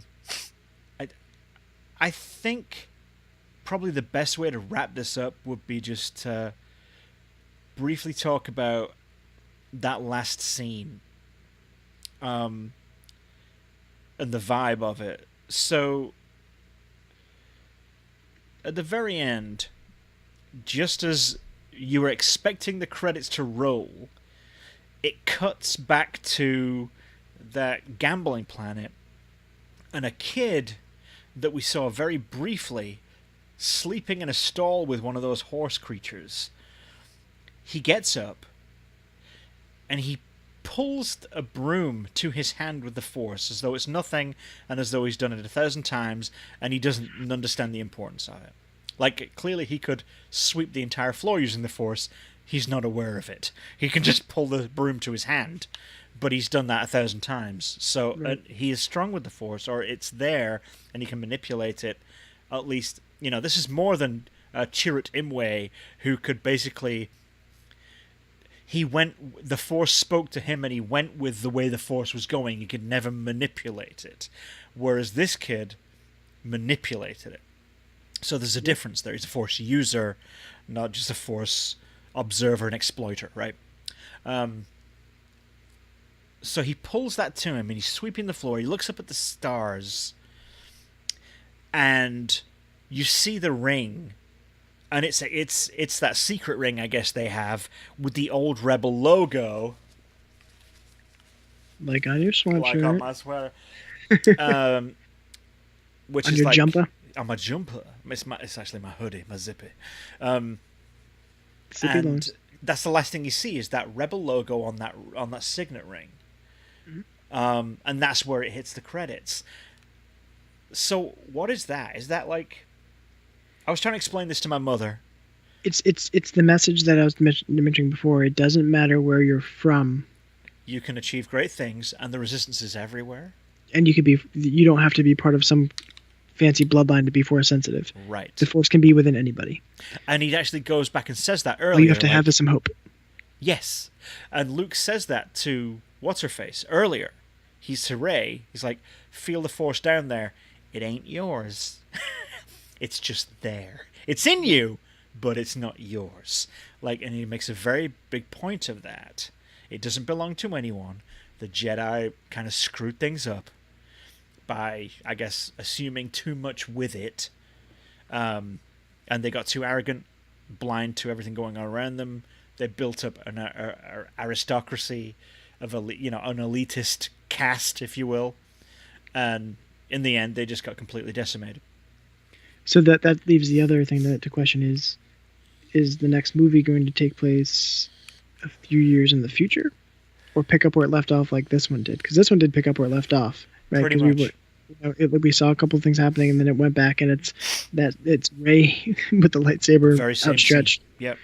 Yep. So it makes you wonder, and the other thing too is Disney's also a business, and they need to make sure that they're putting breadcrumbs to create future storylines, right? So that child has a name in the credits. Yeah. There'll be an action figure at some point too. They'll give him a broom. But is Rian Johnson's trilogy going to be this kid, right? You know what I mean? Exactly. There's so many different things involved where there's breadcrumbs, and obviously that's also just smart for studios to do, that they might never use those either. Like Marvel does it all the time. There's Easter eggs in movies where you're like Spider-Man: Homecoming and what's his face's character, who's going to be Lando. I can't think of his name. Oh yeah, that guy. He's in everything all of a sudden. Right. He was in computer stuff too. Yes. His character is the Prowler, which is a villain in Spider-Man, but the Prowler is also the uncle to Miles Morales, who is the Ultimate Universe Spider-Man. right? So there's these little breadcrumbs in those movies where Right. they could play off it, or it could just be there as fan service. I think Right. it's either way. Like, hey, let's put it in there. That way we might use it in the future, and if not, But they're putting a fans will little get it. connector there just in case. right. So Yeah. it could be some things like that too. But Do you think- I will say too, he didn't. I think it was very tastefully done. How he just like, he could have easily just like leaned a couple inches over and grabbed that broom. Like, it wasn't like he was across the room like, Yeah, you know, it was 6 Aki- inches from his Akio finger. wand, like in Harry I Potter. was just like, yeah, I'll pull it. Yeah. That's what I'm saying. It was very, very skillfully shot in so much as, or blocked, like so much as It was he did used it in a as very though he'd done it organic and 1,000 human times. way. Right. And then he If started you're sweeping sitting on the your, floor. if you have the force and you're sitting on your couch, and and You're just the gonna remote pull it yeah, to like- you.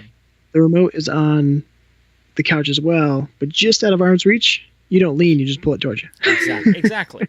And that is exactly how a kid who has discovered he can do a thing would do such a thing without any coaching, guidance, or explanation of what is happening. It's like, oh, I can do this. Just literally, like, just prevent, just a shortcut to leaning, but certainly not extrapolated out to shit. I can make this broom sweep the floor itself, because he immediately starts sweeping the floor with it. It's something that he's picked up in his life organically, like you said. Doesn't know what it is, what it means, how to use it. This is just the way his life is. It's like walking around and spinning your key ring around your finger. Right. It's just like this, like it's like doing a fidget thing. It's just It's second nature. You don't know when you learned it or why or how. It's just something. It's an addition, and it just really doesn't mean anything. people don't think the force be like it is. But it do. But I think we should wrap up there. I mean, suffice to say, I'm extremely happy with The Last Jedi. I'm definitely a lot happier than a lot of other people. Yeah. And Very divisive. tickle pink with how damn good this movie is. But because of how Can't wait to divisive, see it again. because of how divisive it is, it says something in itself. A lot of things happened, and you either love them, or you thought they're going to go a different way, and you're pissed off about it. Right. I mean, I don't think there was anything in there, excuse me, that was even remotely like lore breaking or anything that would contradict previous movies or anything. Like, there was nothing in there that was so disruptive to the overall kind of contour of what Star Wars is to everybody. I don't see why everyone's getting in such a big fucking tiz over things. My favorite, so there's been some memes about a lot of that, and my favorite one is from the prequels where Palpatine is talking to Anakin. Yeah. And I mean, I have it right here, but I'll read it. It's like 3 little panels, like 3 little screen grabs, and Palpatine says, "Did you ever hear the tragedy of the butthurt fanboys? They became so convinced of their own horrible fan theories that when it actually came out, they couldn't even enjoy a new Star Wars movie. Grown men screaming about a kids' movie online. They even tried to convince others it was bad. Ironic, for years they complained of the last film being too derivative, but once they got a more original film, they still cried like little bitches." Right, and that's the thing. It's like everyone's like, "Oh, it's too safe. It's too, it's too much like the first movie." Well, And then they do something 100% original, and they're like, "But like, Luke didn't do this, and that's not how the that's Force not works." my look, Luke. Yeah, fuck off. Like, I think it was amazing. It was I great. didn't vote for that, Luke. Come on, he was irrational. He was grumpy. He was hot tempered, and I could totally That's see the thing, him too, sulky like- lip and just like piecing off. Like, Oh, that's the thing too. Is like so many people going back to like when just really toss the lightsaber. It's like, well, he's there sulking for years. Did you think a lightsaber is going to be like, "Oh, sick. All right, let's go do this"? right. Yeah. Oh, my old shit. That's my old life that I hate. I'm trying to I'm hide better from now. right now. Yeah, I'm cut off from the Force. Like, I don't want anything to do with this shit. Lightsabers like Xanax. Right, right. I'm like, no, fuck it, because nope, sorry, I'm just gonna hide in my sulking hut. Yeah. All right, so let's wrap it up there. That's a show. That's That's a a show. Star That's a Wars. long ass show. I'm looking at my notes as though there's anything else. All right, cool. Let me wrap this up. How do I come off? Ah, there you go. I'm off main screen. Apparently, somebody tweeted us saying to look at the chat in In Twitch? Twitch, which if I log in, I'm not going to see it because it only shows you anything you've seen Let's once have a look logged in. here. I think I'm on Twitch. No, I'm not. I took Twitch off here. I got to go onto my app or something and find out why. Is there something? Is there some action? I don't know, but if you log in, I think it only shows you the previous chats if you're already in it. I missed it. Yeah, I don't have it. Oh well. Oh well. Well, we did say don't talk to us on Twitch because we won't look at that. We did say that right up front. Someone. Oh no, whispers. What is a whisper? Well, it's when you talk really quietly. Whatever it is, we have none of them, so that doesn't matter. Perfect. All right, cool. So let's wrap this up, sir. Well, we'd love to hear your thoughts on the Star War. Yeah. So give us a shout and hit us up on Twitter. Send us emails. Whatever. If you stayed this whole time and are mad that we talked about Star Wars and didn't watch it, you were warned. So I don't know why you're still here. You stayed for over an hour. Precisely. All right, cool. So that'll do it. And until next time, again, Wizard. Hope. I stopped. Laser sword. I didn't record that part. All right. That's fine. I did. I'm gonna stop recording, stop streaming right now.